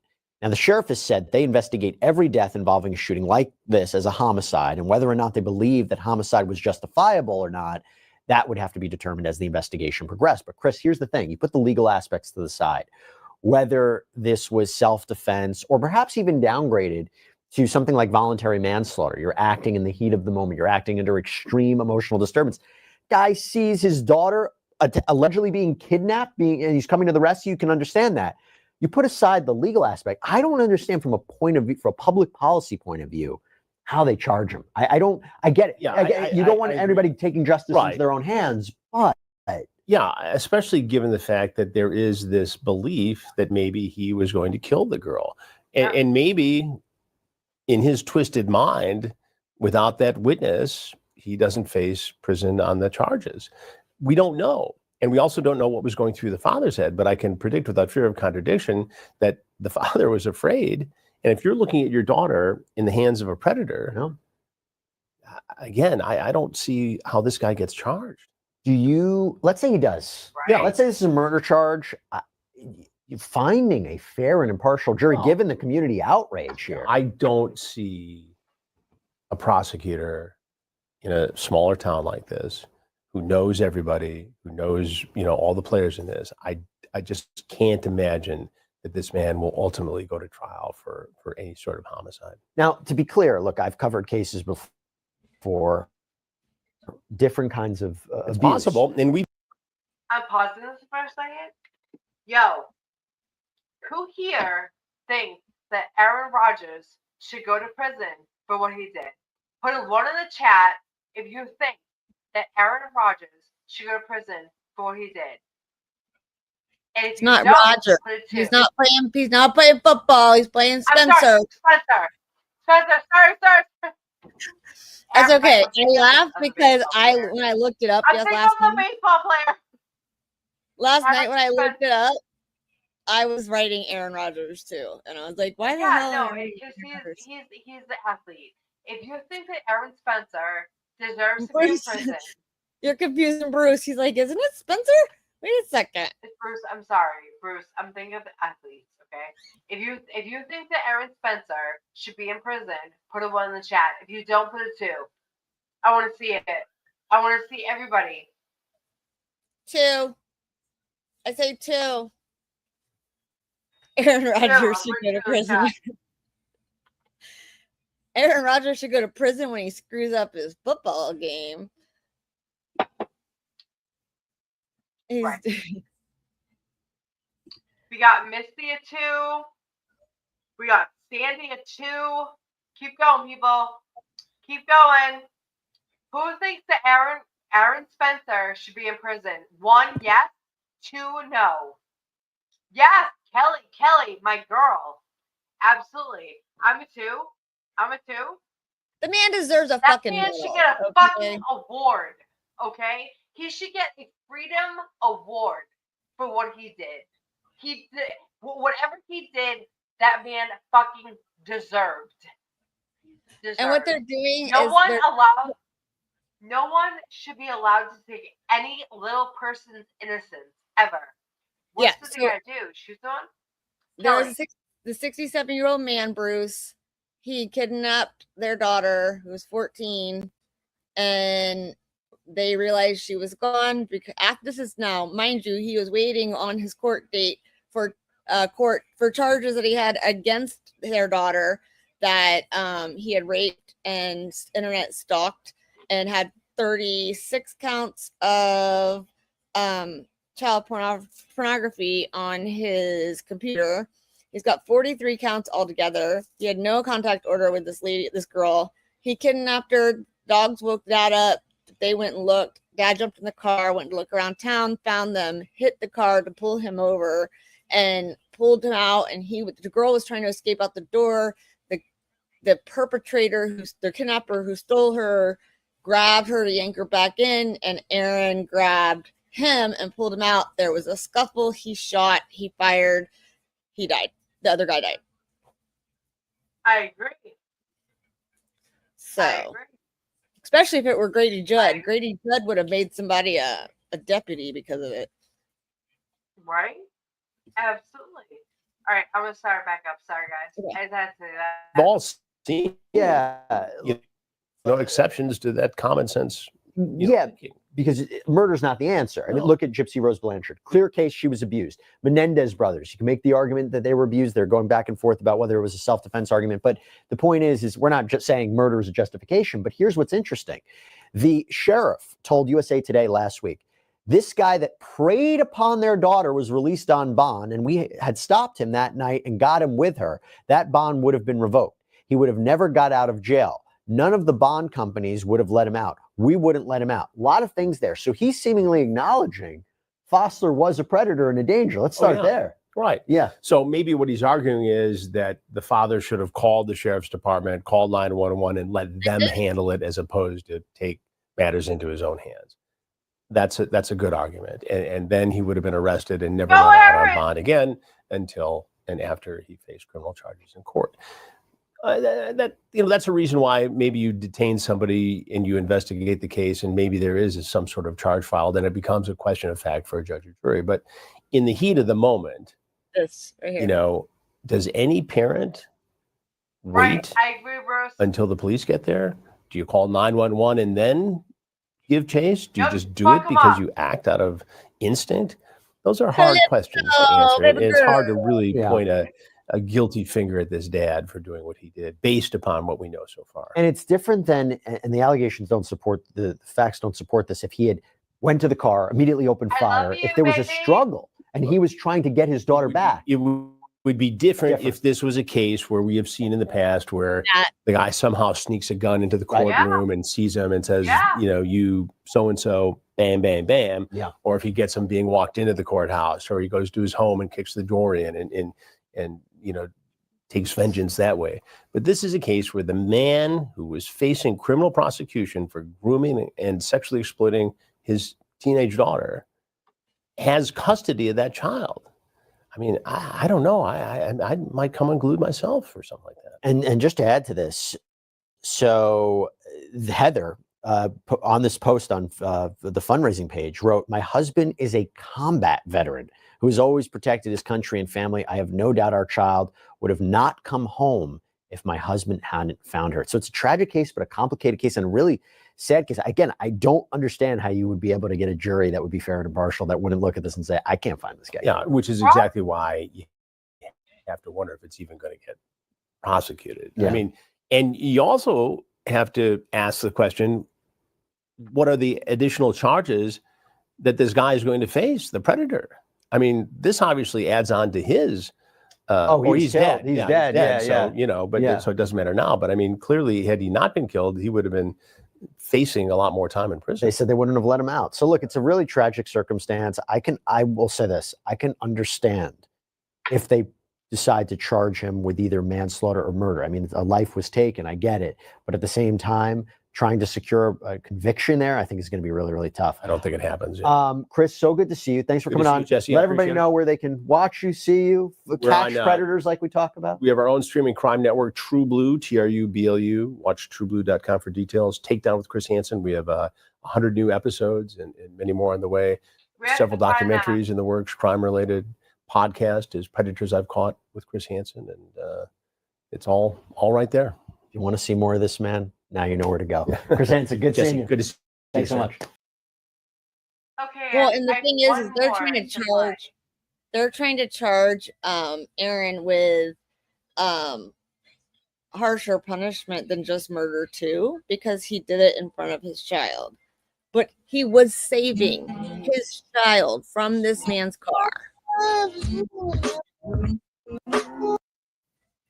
Yeah, absolutely. Fucking preach it. Preach it. Oh, hey, honey. It's good to see you. Thanks for joining us. Yeah, no, absolutely. Misty, fucking preach it. Especially after watching the second Alright, part of I that have one more. video where we found out how corruption and how deep it goes into the corruption in that state and how they're all connected and covering up murders and Yeah. going to jail and just Yeah. this I have whole one more thing to play. I might have one more too, but like I don't know how long I have, Kelly. Hold on. But I'm gonna play this one too. This Because is an hour and 25 minutes. I don't know what time is it. if we've been You had me for yeah, about another 55. half an hour. Okay, so let's just play this and we'll go. Okay. All right.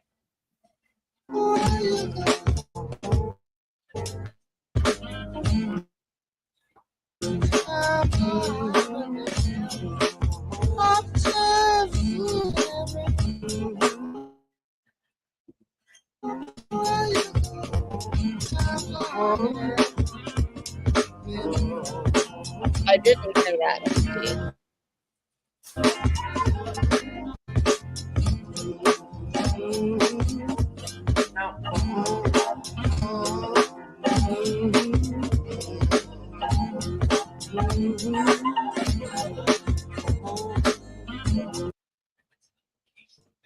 Hello, and welcome to Defense Diaries. I am your host, Bob Mata. Hopefully, I'm going to be joined by my beautiful and brilliant co-host, Allie. She's trying to wrap up a MSA for a case that she has up tomorrow morning before we leave for Boston. So we'll see. We'll see if she drops in. I hope she does. Hold on. This is our initial coverage of the air. Listen, as a Bostonian, it's Boston. It's not Boston. It's not Boston. It's Boston. We should do a whole stream on just Boston words and how to and pronounce. Spencer case. I have a lot of people reach out to me over the past few days. You should. That this is a case that needs to be on our radar. Just read the fact pattern of this case. I was all in. This case is one of those kind of moral dilemma cases, I like to call it. As I'm going to kind of read you the fact pattern. the way that we're going to go about doing this live tonight, I'm going to go through a couple of articles from some local papers that give you the background of the case. And then what I'm going to do is I'm going to go through the Supreme Court of Arkansas's decision that pulled the gag order, got rid of the gag order. It was a big decision by the Arkansas Supreme Court. And it's really interesting. It's really interesting. This is a case that we are definitely going to be following. So I think without further ado, let me pull up. I want to pull up the first article that I found. And I know, oh no. Oh, I got to turn off my fan. My shit. It's like, oh my God, the air is getting fixed tomorrow. I'm so excited. I'm so excited. Be done with fans and mobile units. I'm gonna pause this. It's really exciting. All right. I just want everyone to know, we do not monetize our channel, ever. I can turn it on. I don't want super chats. I don't want ads. I don't want super stickers. I don't want any of that. We do this for the sake of exposure. And Me fun. and Kelly are best friends, and we do it because we want to. I don't want your money. And if people get demonetized, oh well, because they like their super chats and money. We don't do that here. So, we I really have no only problem saying rape and murder and all the other stuff. I will because- say rape and fucking murder, and I will say all the motherfucking things because we are not monetized here. I could be, me and Kelly could be, but we don't. I just want everyone to realize that we don't do that here, and we're not going to. So we did do memberships, but that actually got messed up with YouTube. So yeah, AdSense is ridiculous, and I'd rather just not. I like the way we run our show, and it's because I want to. It's because Kelly wants to. It's not because we want your money. And I will say rape, murder, child abuse, child sexual abuse, because I'm not monetized. I don't want your money. Kelly, don't want your money. I just want to put that out there. Money changes to people. there. I feel like, and nothing against any creators who do have it because they are great. No, but we're not them. Right? Buy me a scone. Give me some scones. Yeah, we have our own money, and we're real people, and we do whatever we want to do. But here, we don't monetize. That's why I say what the fuck I want, and Kelly says what the fuck she wants. My thing is money changes people, and you watch how Money fast changes people. that they start getting money. And not all creators. There are a very select few, but there are some creators who start to see the money rolling, and that's all it becomes about. It no longer becomes about the people and the people they're covering. And we all both agreed we did not want to make money off of Karen Reed. Nope. At all. And from that choice, we kept going and decided that we would rather put information out there on these cases and get the people out, get the exposure, and fight for truth and justice, and help people. Fucking men, Kelly, any fucking men, say it again. Amen.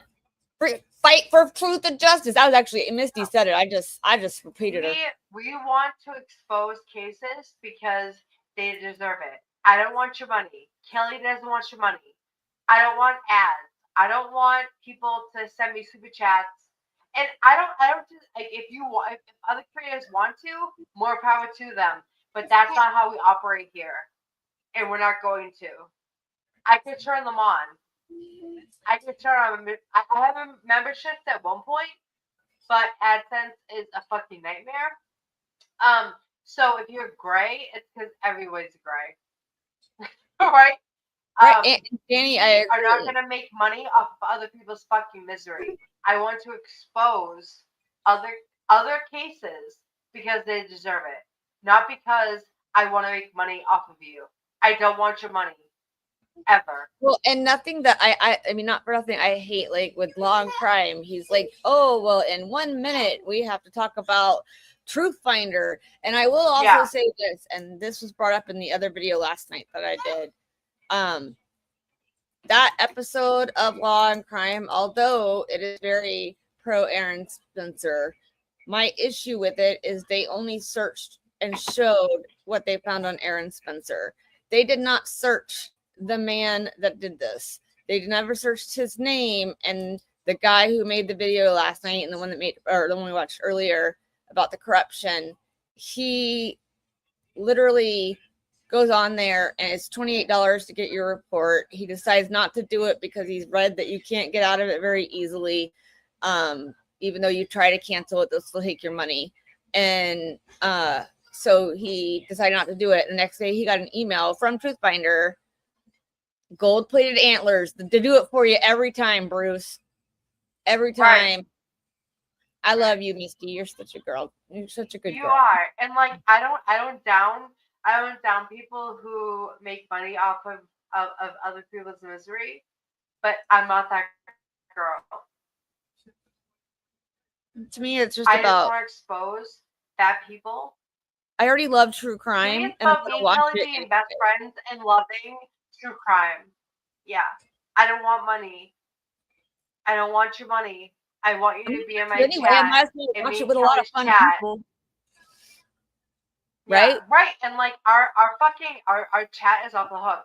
And like I don't do this for money. I just don't. And so when people are like, oh, people are grifters, I don't care what other people do. But here we don't do that. I don't want your money. I And want more you to know. power to the ones that do it and Yeah, I mean, go do what you want to do, but that's not my style. make a living off of it. That's all on them. I mean, that's what they do. And I watch some of them. I send super chats to some of them if I have the money. Me too. But I don't. Yeah, but you know what, too? Like, I don't want to make money off of other people's misery.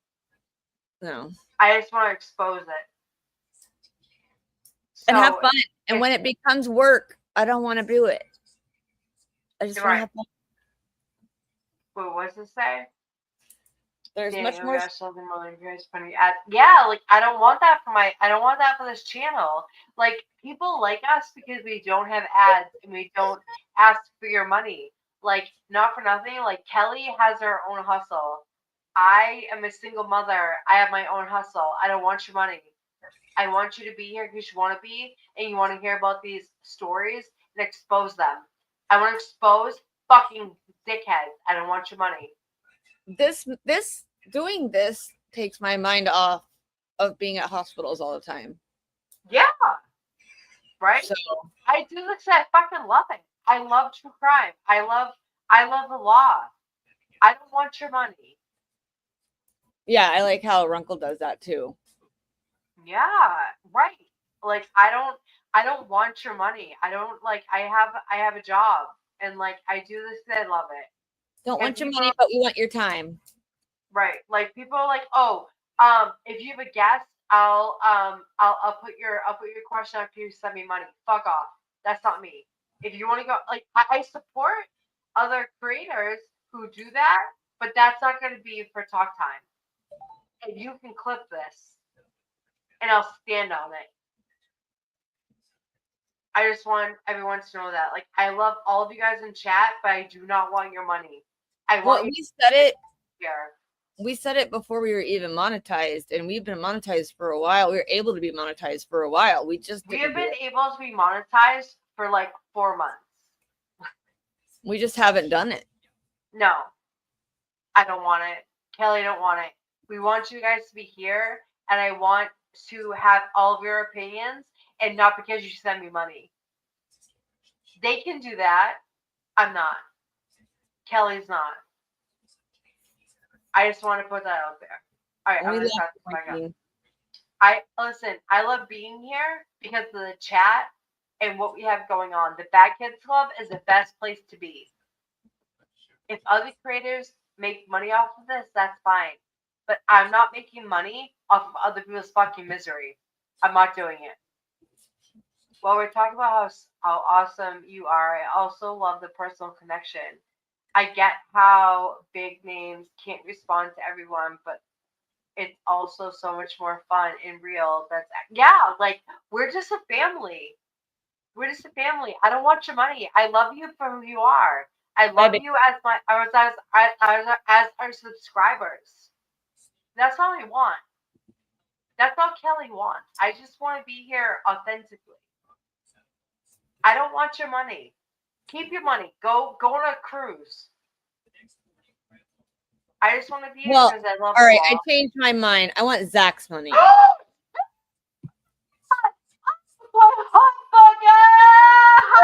Bugga. He's like, I say I wanted money, and he's like, hey, sweetie. Hey Oh, there. what am I? I'm his hubugga. I'm so But that's just, I just want you guys all to know, we're here because we love you. We don't want your money ever. We just want to go with cases and talk about it and talk shit and be friends and be a family. We are the Bad Kids Club.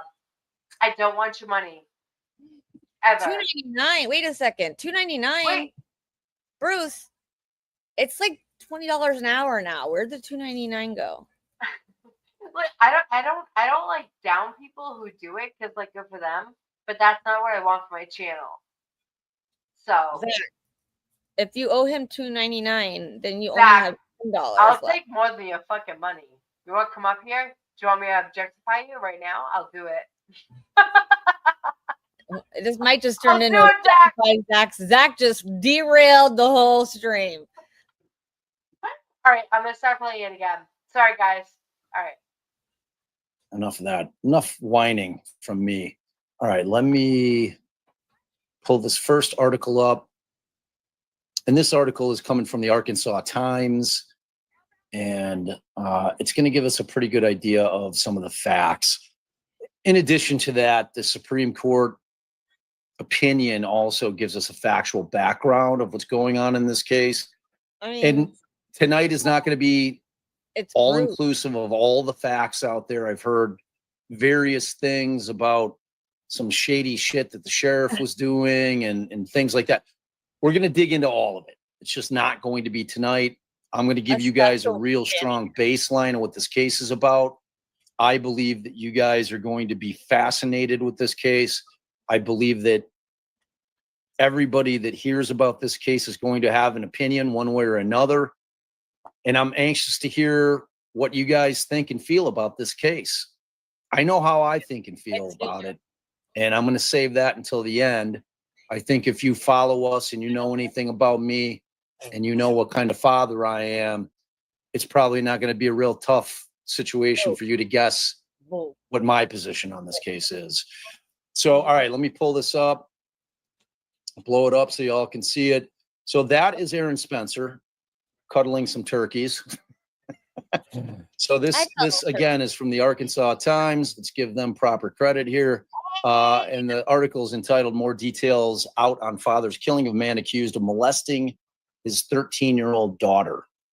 Okay. The article was written by Matt Campbell back on June 24th, 2025. Okay. Let's see. What? Oh my God. This thing it has a paywall. Whack. Does this one have a paywall? All right, I'm going to switch. I'm going to share this one instead. It doesn't have a paywall. So I am not. You know what? I always say that, and then when there's a case that I'm deep in, I end up paying a subscription fee to the local papers because I want to be able to research based on what the media is saying.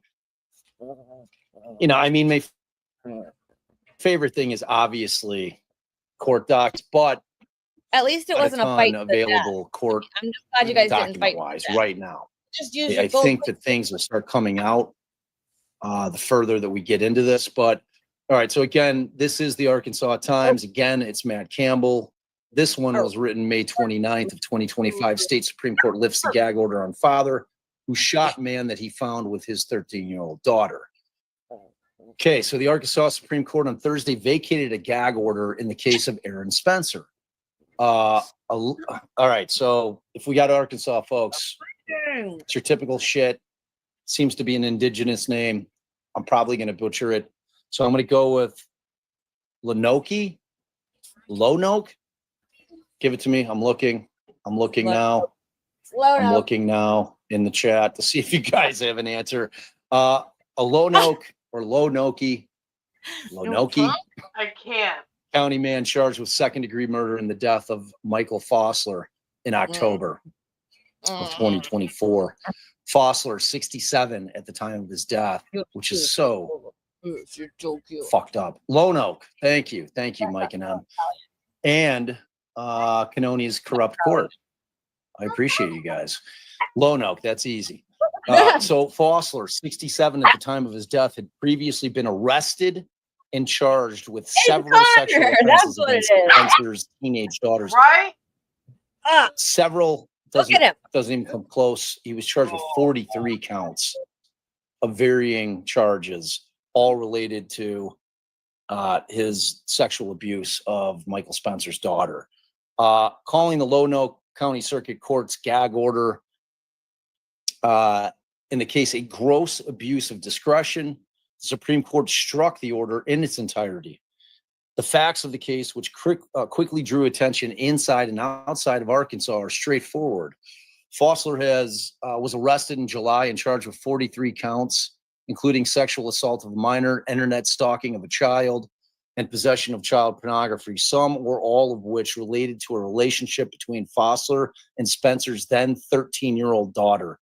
I mean, try to wrap your mind around a 67-year-old fucking grooming creep that got his hands on this 13-year-old girl. And the more that you learn about Aaron Spencer, the more incredulous it seems, because this was not some shitty father. This is a hands-on war vet hero, loving father. And how this could have happened, and I'm going to assume that it was online, per usual. The fucking devil. Amen. Like, I mean, there's nothing scarier than our kids being online. There just isn't. Online is way scarier than out in the real world, and it's pretty scary out there too. But online is terrifying. It's terrifying. So again, the facts of the case, which quickly drew attention inside and outside of Arkansas, are straightforward. Fossler was arrested in July and was charged with 43 counts, including sexual assault of a minor, internet stalking of a child, and possession of child pornography. Some or all of which are related to a relationship between Fossler and Spencer's then 13-year-old daughter. Circuit Judge Barbara Elmore released Fossler on bond. Therein lies the rub. Now, when bond is set, none of the passwords for a case like this I can't do it right now. in I Illinois, will. You should, with you should 43 switch. counts of aggravated sexual abuse of a child or a minor, It's full one. internet stalking of that child, child porn, to the tune of 43 counts, the bail would be set at a fucking $1 million at least. This guy's bond was set so low that he was able to post it and get out pending trial. So while he's out on bond, this fucking guy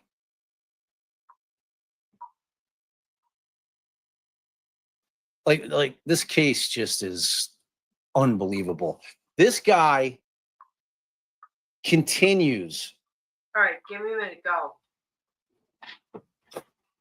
to be a predator to this girl specifically. I can't. I mean, this dude gets out on bail, which the minute he made a phone call, sent a text, hit her up in some kind of chat, DM'd her, whatever, it's a violation of his bond.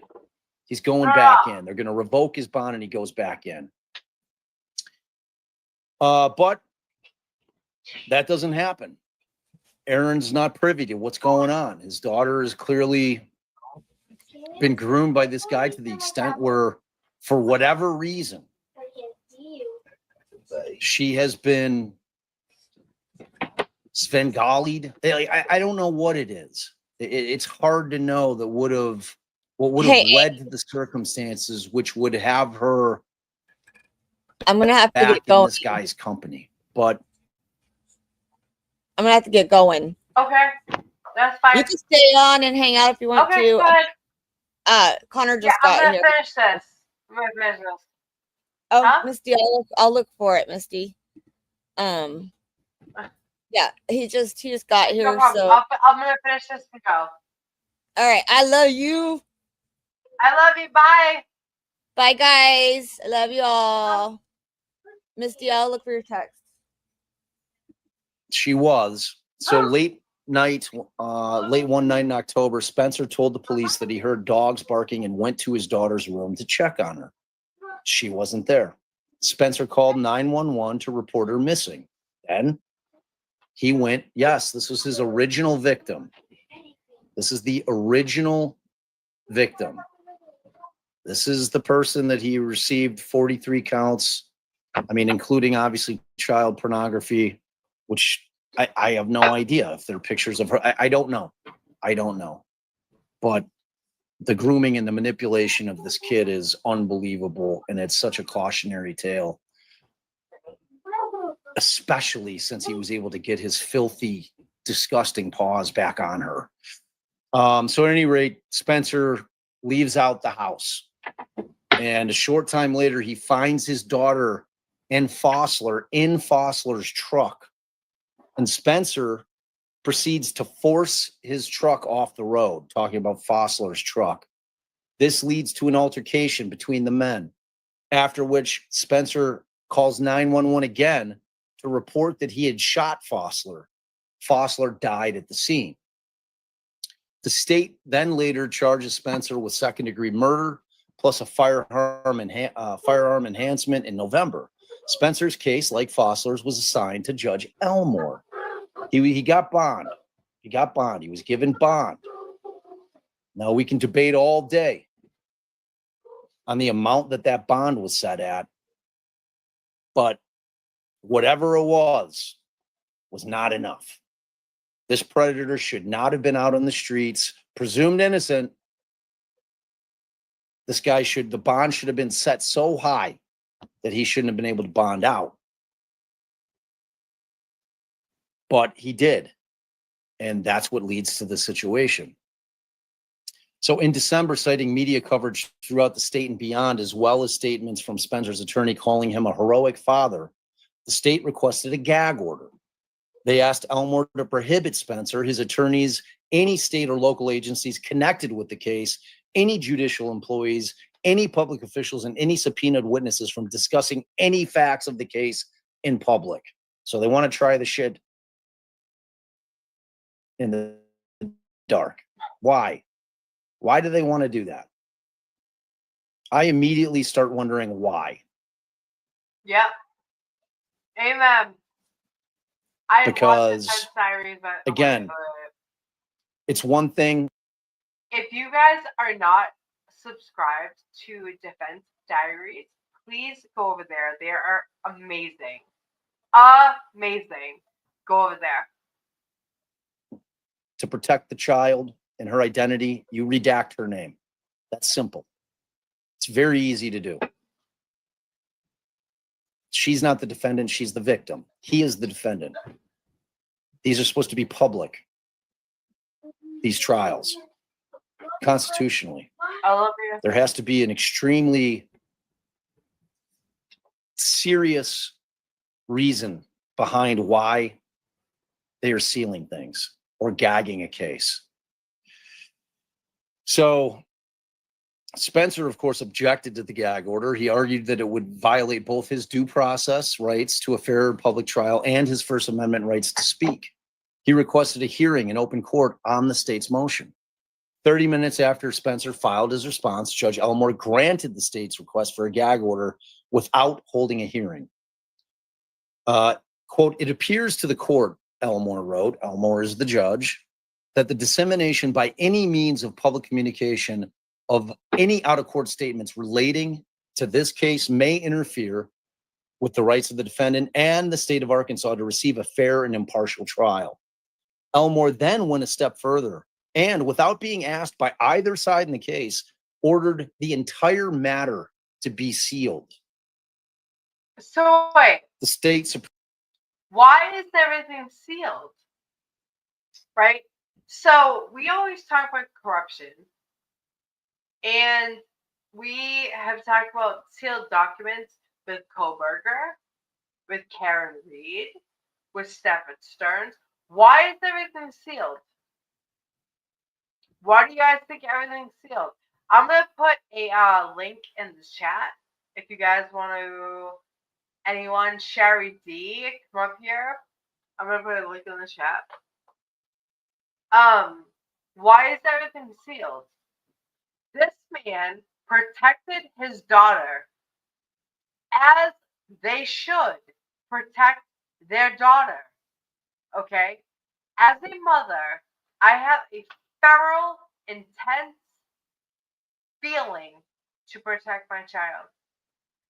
If the law was not going to protect my child, what are you going to do? Bruce, come up. I don't know if he's still in here, but Bruce, he's saying that there's a protective order against what was really going on. This guy was a sheriff in Arkansas who groomed a little girl, groomed her. I don't know how many of you have ever been abused or have known anyone who has been abused. But it is the worst thing a child can go through. They're sealing documents and they're making this man, Aaron Spencer, to be the worst person ever because he protected his daughter. What do you guys think? Shari, come up here, baby. Yeah, exactly. Wayne, come up here. Exactly. Apetta was a former police enforcement, and it was they sealed everything because they were protecting the blue. They were protecting each other. What about the victim? What about the fucking victim? Exactly. Shari, I'm saying. They're nasty motherfuckers. But because they have the blue shield, they have special treatment? Really? Really? Is that how it goes? He was a sheriff?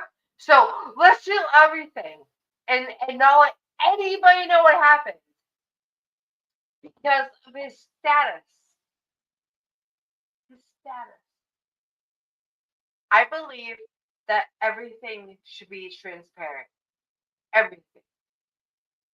Every motherfucking thing should be transparent. But apparently, because he was sheriff, everything had to be sealed. He hurt a little girl. He took her innocence away from her. But he should be protected? Fuck off. Fuck all the way off. Supreme Court was having none of it. The justice said the order was on its face a plain, manifest, clear, and gross abuse of discretion and in excess of its authority, and declined to uphold any part of the order in light of the order's clear lack of an evidentiary basis as a whole. The court looked at three categories. All right, so I'm not going to even read through this because we're going to read the actual opinion. Now, I don't know if we'll read the whole thing. It's pretty lengthy, but I want to get through quite a bit of it. All right, so let me pull it up here. I'm going to share this tab instead. All right, so this is from the Supreme Court of Arkansas. This thing just came down end of May.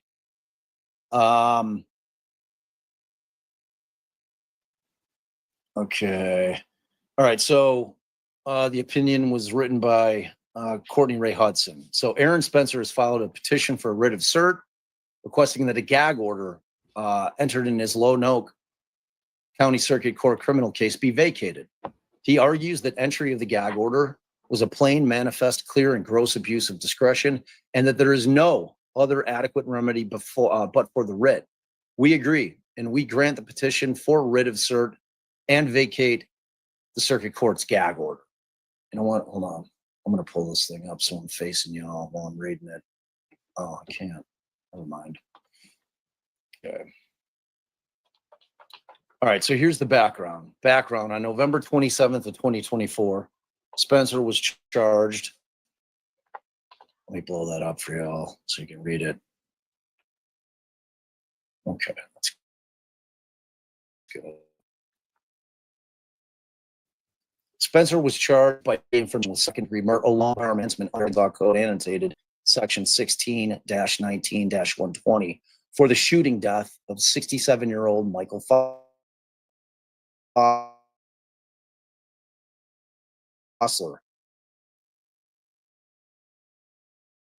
State alleged that under circumstances manifesting extreme indifference to the value of Arkansas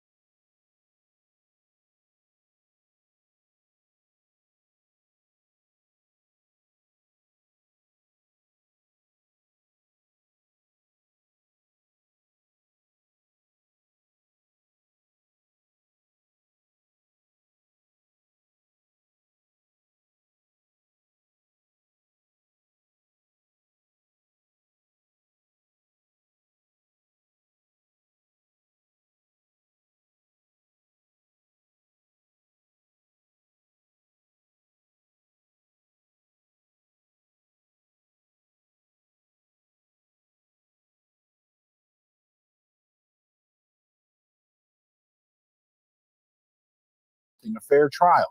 But today, a majority of the Arkansas Supreme Court basically released those details themselves, saying Aaron Spencer and his lawyers have the right to speak publicly about how the man accused of sexually assaulting his teenage daughter ended up dead last year. Let's recap how we all got here. Lonoke County deputies arrested Spencer last October, with the sheriff's office saying then only that he killed 67-year-old Michael Fossler after a fight and after he had found him with his teenage daughter. Prosecutors charged Spencer with second-degree murder. Court documents reveal Fossler was facing numerous sexual charges involving Spencer's daughter and had posted bond. Spencer's family took to social media. They started calling him a hero. His lawyers saying he did the same thing that any father would have done. We feel very confident that this community is going to come to Aaron's side because every one of them would have done the same thing for their child or their neighbor's child or a member of their family. But that lawyer, Aaron Casanelli, made that statement in defiance of the judge in the case. Lono County Circuit Judge Barbara Elmore had put a gag order on the case and sealed almost every document. Spencer and his lawyers appealed that. Today, a strong ruling from the state's high court. The gag order violated Spencer's First Amendment rights, with 3 justices saying they thought the case should have been removed from Judge Elmore's court. That's not going to happen, but the ruling listed new details that we didn't know before. Spencer had discovered his daughter had snuck out. He jumped into his truck and found Fossler with his daughter inside that truck. The opinion from Justice Courtney Ray Hudson said Spencer forced Fossler off the highway that night. That's when they fought, and moments later, Spencer called 911 to say he shot Fossler. Casanelli released a statement praising the ruling and applauding the clear guidelines that it lays out for future gag orders. Justice Hudson writing that gag orders should be a last resort and not a first impulse. Spencer pleaded not guilty last year. He has a pretrial hearing scheduled for August 8th. Love that judge. Love that judge. Judge is the guy. Judge is the guy. All right. Let's go back to this. Okay, so again, on December, we're back to the Supreme Court opinion of Arkansas. So on December 4th, 2024, the state filed a motion for a gag order alleging that Spencer's arrest had garnered media coverage throughout the state and the nation. Attached to the motion was a press release from Spencer's attorney, Aaron Casanelli and Michael Kaiser, or attorneys, criticizing the decision to charge Spencer criminally as, quote, targeting a heroic father. The state also pointed to a television interview in which the defense counsel allegedly stated that they felt confident that the community would side with Spencer, which we just heard. And she's not wrong. Because, quote, every one of them would have done the same thing for their child or their neighbor's child or a member of their family, end quote. The state argued that a gag order was necessary to preserve the integrity of the jury pool and to ensure the right of a fair trial for both the state and the defendant. The state proposed 8 content-based limitations on the speech of any party, any attorney, any agency connected with the case, directly or indirectly, any judicial employee or officer of the court, any public official now holding office, including but not limited to law enforcement officials, their agents, deputies, or employees, and any person subpoenaed to testify in the trial of the case. On December 9th, Spencer filed a detailed response in opposition to the motion for a gag order. He argued that granting the motion for a gag order would violate his due process rights to a fair trial, a fair and public trial pursuant to the 6th Amendment and the 14th Amendment, as well as his First Amendment right to speak, pursuant to both the Arkansas and the United States Constitutions. Spencer requested that a hearing on the state's motion be held in open court on December 10th, 2024, without holding a hearing. Sound familiar? Does that sound like anybody that we know? Any judges that we might know in Indiana?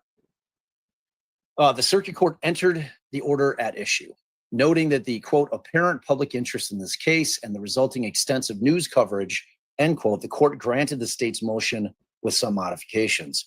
As grounds for the entry of the order, the court stated, quote, it appears to the court that the dissemination by any means of public communication out of any out-of-court statements relating to the case may interfere with the rights of the defendant and the state of Arkansas to receive a fair and impartial trial. Okay, so I want to know, with all our chatters, who thinks that Aaron Spencer should be in jail? If you had a child that was abused and the law wasn't doing a motherfucking thing, would you assault him? Would you kill him? Would you? I want to know. Tell me in the chat.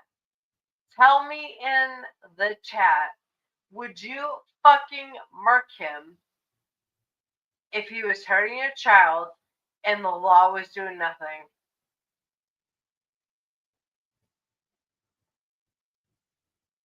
Right? Right? Right. Sherry, where's the lie? Where is the motherfucking lie?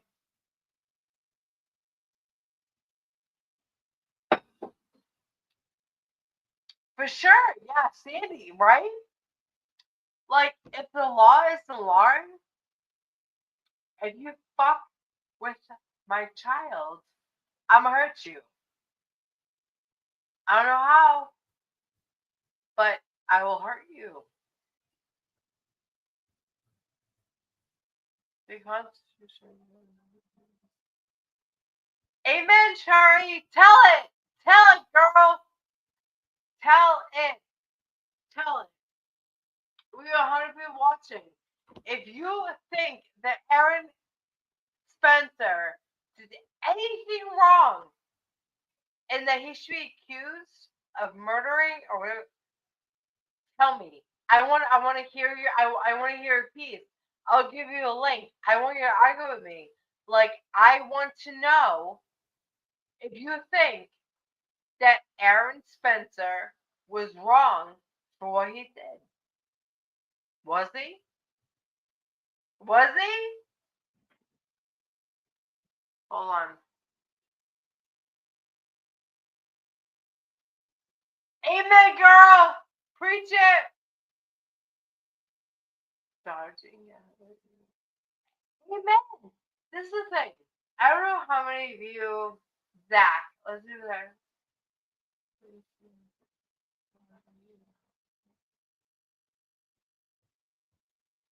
I mean, this is the thing.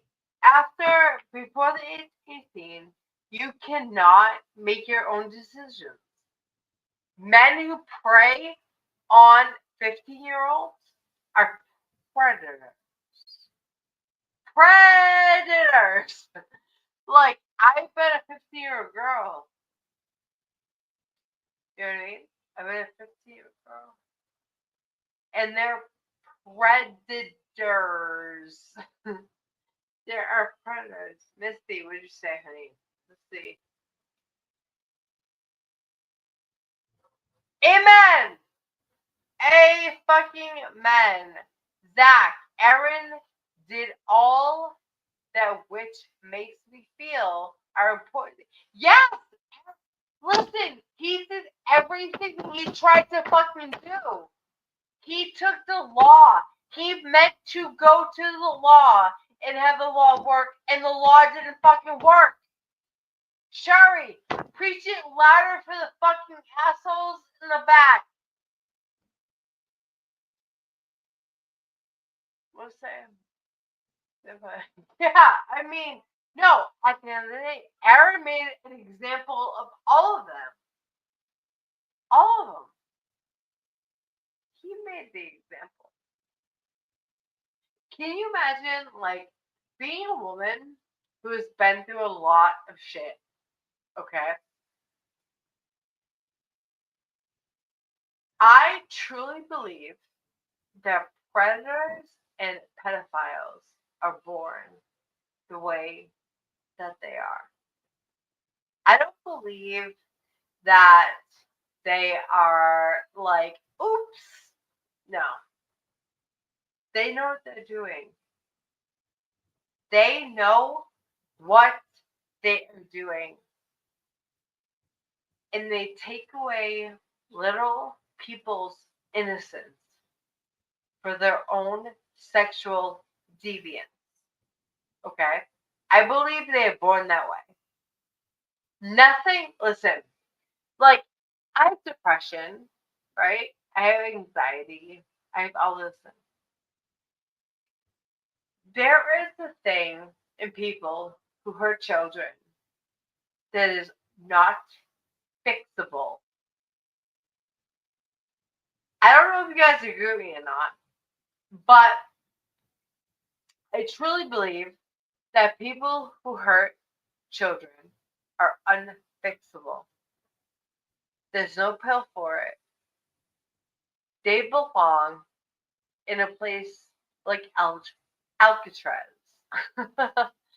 They belong there, and they can all go there and figure it out.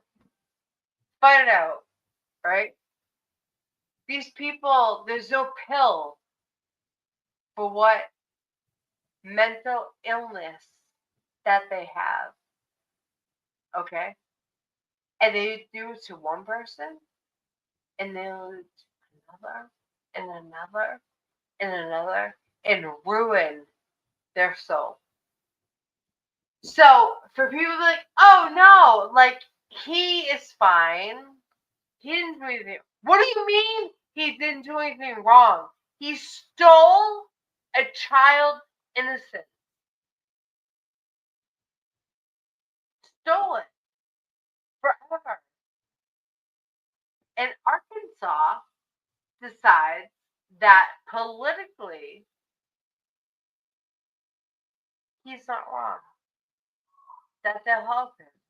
Much like Massachusetts. Massachusetts is the same way. Right? Like in the chat, tell me, is there anything wrong? What's the problem? If you're politically connected as a sheriff, as a cop, or whatever, you get shielded. You get shielded. They will help you because you're caught as a fucking predator. They will help you. Oh, we got Rosie. Hey, Rosie, baby. I love you, Rosie. I love you, Rosie. There's Sherry D. I saw him, Donovan. Have you ever watched Pumpkin? Yeah, I have. Oh, it's amazing. It's fucking amazing. They all deserve that exposure. Fuck them. Fuck them. Standing Stone. What did you say? Yes, the house. Yeah, absolutely. Absolutely. Yeah. All right, let's watch wrestling. Bro. Now, y'all know how I fucking feel about when judges and prosecutors talk about the state's right to a fair trial. The state doesn't have a right to a fair fucking trial. We understand that, right? Are we clear on that? Those rights are to the defendant. Again, I know I belabored the shit out of this point. The Constitution was written for us, the citizens, not the government. The prosecution, the cops, they are the government. Our constitutional rights apply to us, and us can be a defendant, a citizen who's been charged with a crime, not the fucking government. It's right. Like, and to have a judge say that shit makes me want to puke. Seriously, this woman need not be on the bench because she doesn't understand the concept of our Constitution. It's plain and simple. It's plain and simple. Okay, so rant over. So as grounds for the entry of the order, the court stated that it appears to the court that the dissemination by any means of public communication of any out-of-court statements relating to this case may interfere with the rights of the defendant and the state of Arkansas to receive a fair and impartial trial. The court further noted that it was, quote, seeking a fair balance between constitutional guarantees of a free press, end quote. The order implemented the 8 prohibitions requested by the state. It is the order of the court that no party to this action, nor any attorney or agency connected with the case, directly or indirectly, nor any judicial employee or officer of this court, nor any public official now holding office, including but not limited to law enforcement officials, nor any agent, deputy, or employee of any such persons, nor any person subpoenaed to testify at the trial of the case, neither shall the defendant nor his family shall do any of the following. 1, release or authorize the release for public dissemination of any purported extrajudicial statement of the defendant relating to this case. So there's a footnote there. The order included several notations handwritten and initialed by the judge, including the addition of Spencer's family. 2, the release or authorize the release of any documents or exhibits or any evidence, the admissibility of which may have been determined by the court. Make any statements for public dissemination as to the existence or possible existence of any document, exhibit, or any other evidence. 4, express outside of the court an opinion or make any comment for public dissemination as to the weight, value, or effect of any evidence as tending to establish the guilt or innocence of the defendant. 5, make any statement outside of court for public dissemination as to the weight, value, or effect of any testimony that has been given. Issue any statement for public dissemination as to the identity of any prospective witnesses or their probable testimony or the effect thereof. 7, make any out-of-court statement for public dissemination as to the weight, value, source, or effect of purported evidence alleged to have been accumulated as a result of the investigation in this matter. 8, make any statement for public dissemination as to the content, the nature, the substance, or effect of any testimony which may be given at any proceeding related to this matter with any attorney of record or any agent thereof.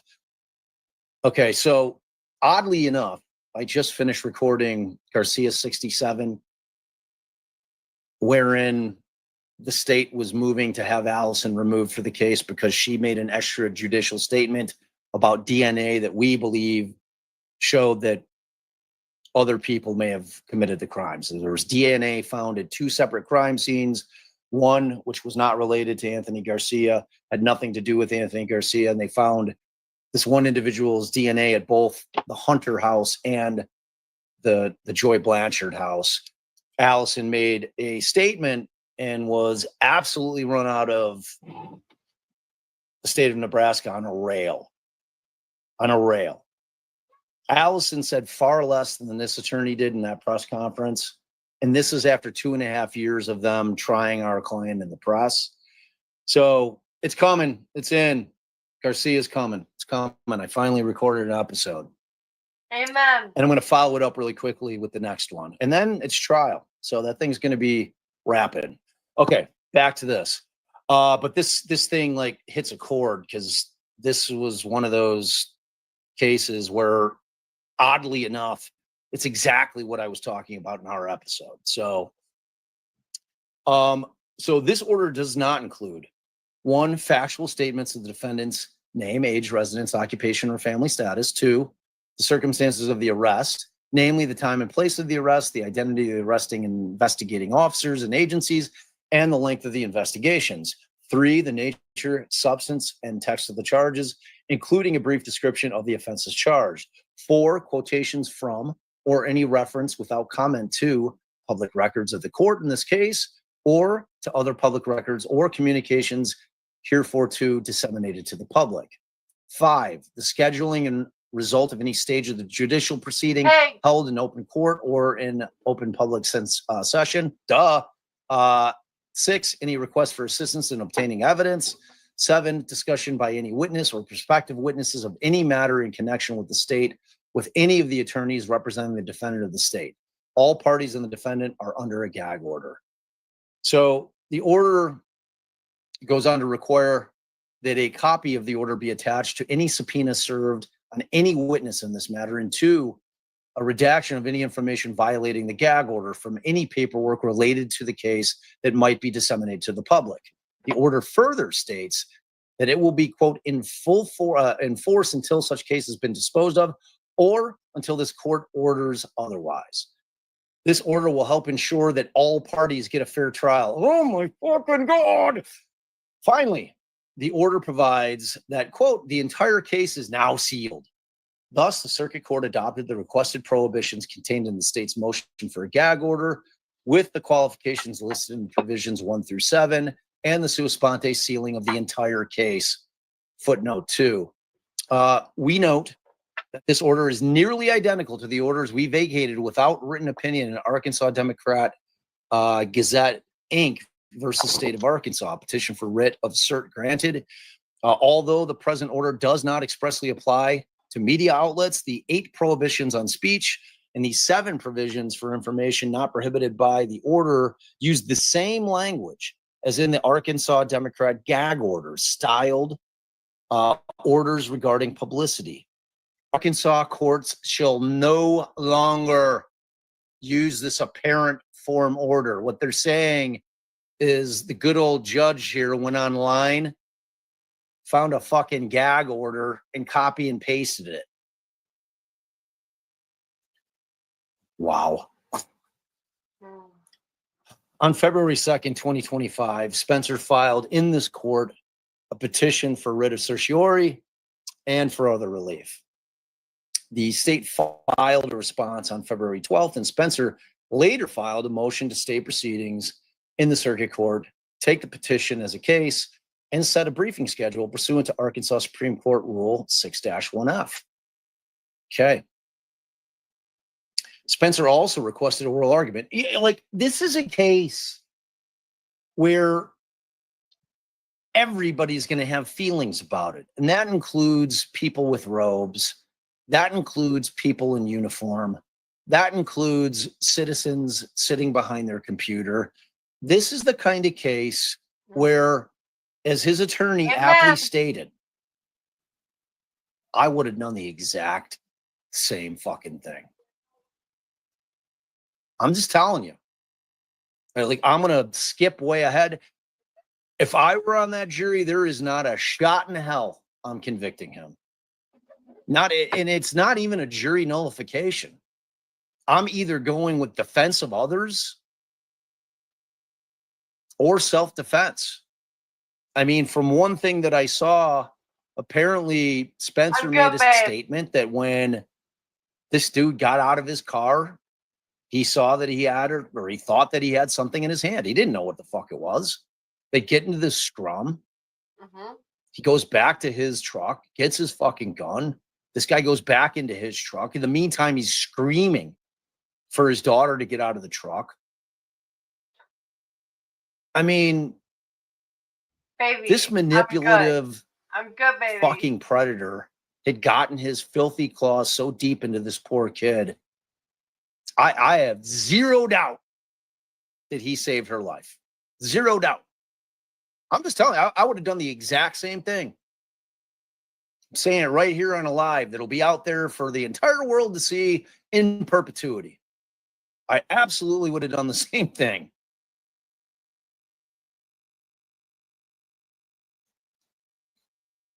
There's no question about it. So Spencer also argued or requested oral argument. We granted Spencer's motion to stay proceedings in the circuit court, took the petition for writ of cert as a case, set a briefing. I already read this, and granted Spencer's request for oral argument.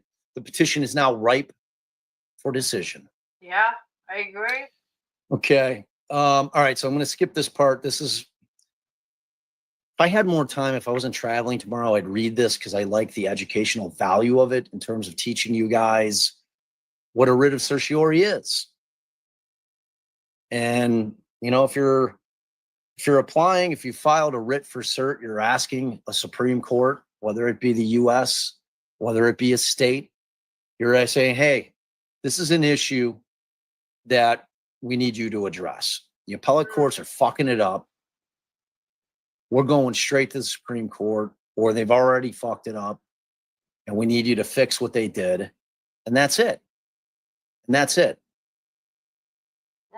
So we'll skip that. So this is the analysis. Okay, Spencer argues that the gag order violates the First Amendment because it is an unjustified prior restriction on certain content-based categories of speech. He further argues that the circuit court exceeded its jurisdiction when it placed overbroad restrictions on the speech of non-parties without due process. The state responds that the circuit court's order was within constitutional limits, protects the integrity of the case, and ensures a fair trial for both Spencer and the state. For the reasons that follow, we hold the circuit court's action in entering the challenge gag order was on its face a plain and manifest, clear and gross abuse of discretion in excess of its authority. Further, there is no other adequate remedy except for a writ of cert. So standing as an initial matter, and we've explained to you guys what standing is. I mean, you have to have standing in order to bring a case at all, not just in at the Supreme Court or the appellate court level, where you have to have standing in any case. You have to have standing, which means that you have the right to bring the case, that you're an aggrieved party. Amen. So standing is an initial matter. We must address the state's argument in its response brief that Spencer lacks standing to challenge the order based on the constitutional rights of others. Indeed, as a general matter, constitutional rights are personal rights and may not be raised by a third party. However, the issues raised in this petition for an extraordinary writ require us to consider restrictions not directed towards Spencer personally. We decline to uphold any part of the order in light of the order's clear lack of an evidentiary basis as a whole. Here, the circuit court's order is extremely broad as to the persons restrained from speaking. It restrains the parties, their attorneys, any public official now holding office, along with their staff, witnesses, court staff, and the defendant's family. The order is also extremely restrictive as to what information is being shielded from the public. It restricts filings and perhaps courtroom proceedings from public view. The order implicates Spencer's right to a public trial, as well as the public's right to know how its officials are conducting these criminal proceedings. The state points out that Spencer raises arguments regarding the gag order's application to public officials and to his family, the restriction on the public and the press access to the court file, and the due process rights of non-parties as to the entry of the order without notice. However, Spencer clearly has standing to bring this petition requesting that the court vacate the gag order in his criminal case, and we will address Spencer's arguments to the extent necessary to resolve the issues raised in. My thing is like, why the gag order? Why? Why is there a gag order? Why? Why? The petition. Freedom of speech. The First Amendment to the United States Constitution provides, in part, Congress shall make no law abridging the freedom of speech. The First Amendment is made applicable to the states by the 14th Amendment. Similarly, Article 2, Section 6 of the Arkansas Constitution provides the free communication of thoughts and opinions is one of the invaluable rights of man, and all persons may freely write and publish their sentiments on all subjects. Spencer relies on both the U.S. Constitution and the Arkansas Constitution in arguing that the gag order in this case violates his and others' free speech rights. However, free speech rights are not absolute, and in rare cases must yield to the Sixth Amendment's guarantee of a fair trial by an impartial jury. See Nebraska Press Association v. Stewart, discussing the Sixth Amendment guarantee of a fair trial by an impartial jury as a basic requirement of due process. A gag order is defined as a judge's order directing parties, attorneys, witnesses, or journalists to refrain from publicly discussing the facts of the case. Black's Law Dictionary. So thus, a gag order is by definition a prior restraint on speech. Prior restraints on speech and publications are the most serious and least tolerable infringement on First Amendment rights. That comes from Nebraska Press Association. Okay. As such, a prior restraint on speech bears a heavy presumption against its constitutional validity. And that's cited from the Helena Daily World versus Sims, or Helena. I think it's Helena. Yeah.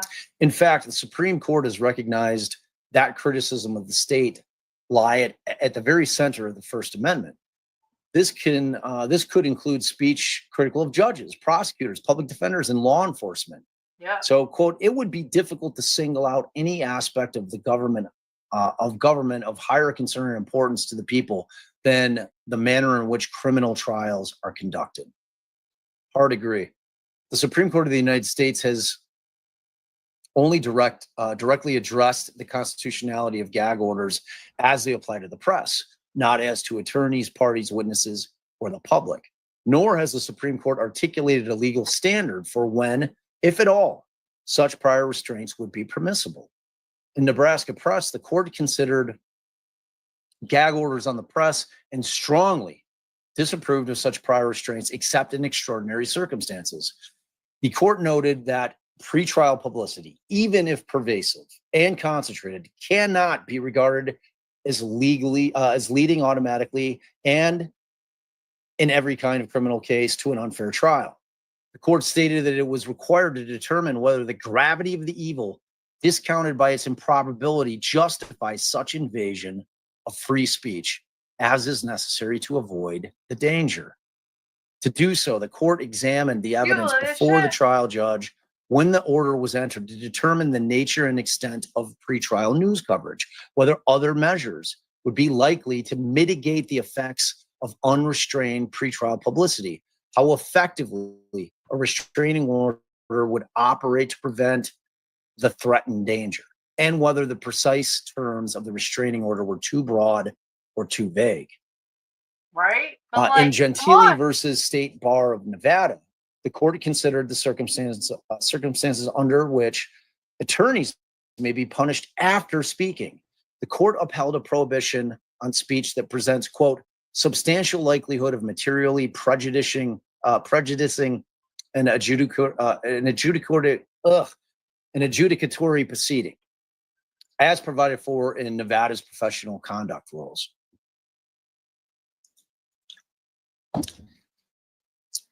Gentile at 501 U.S. 1033.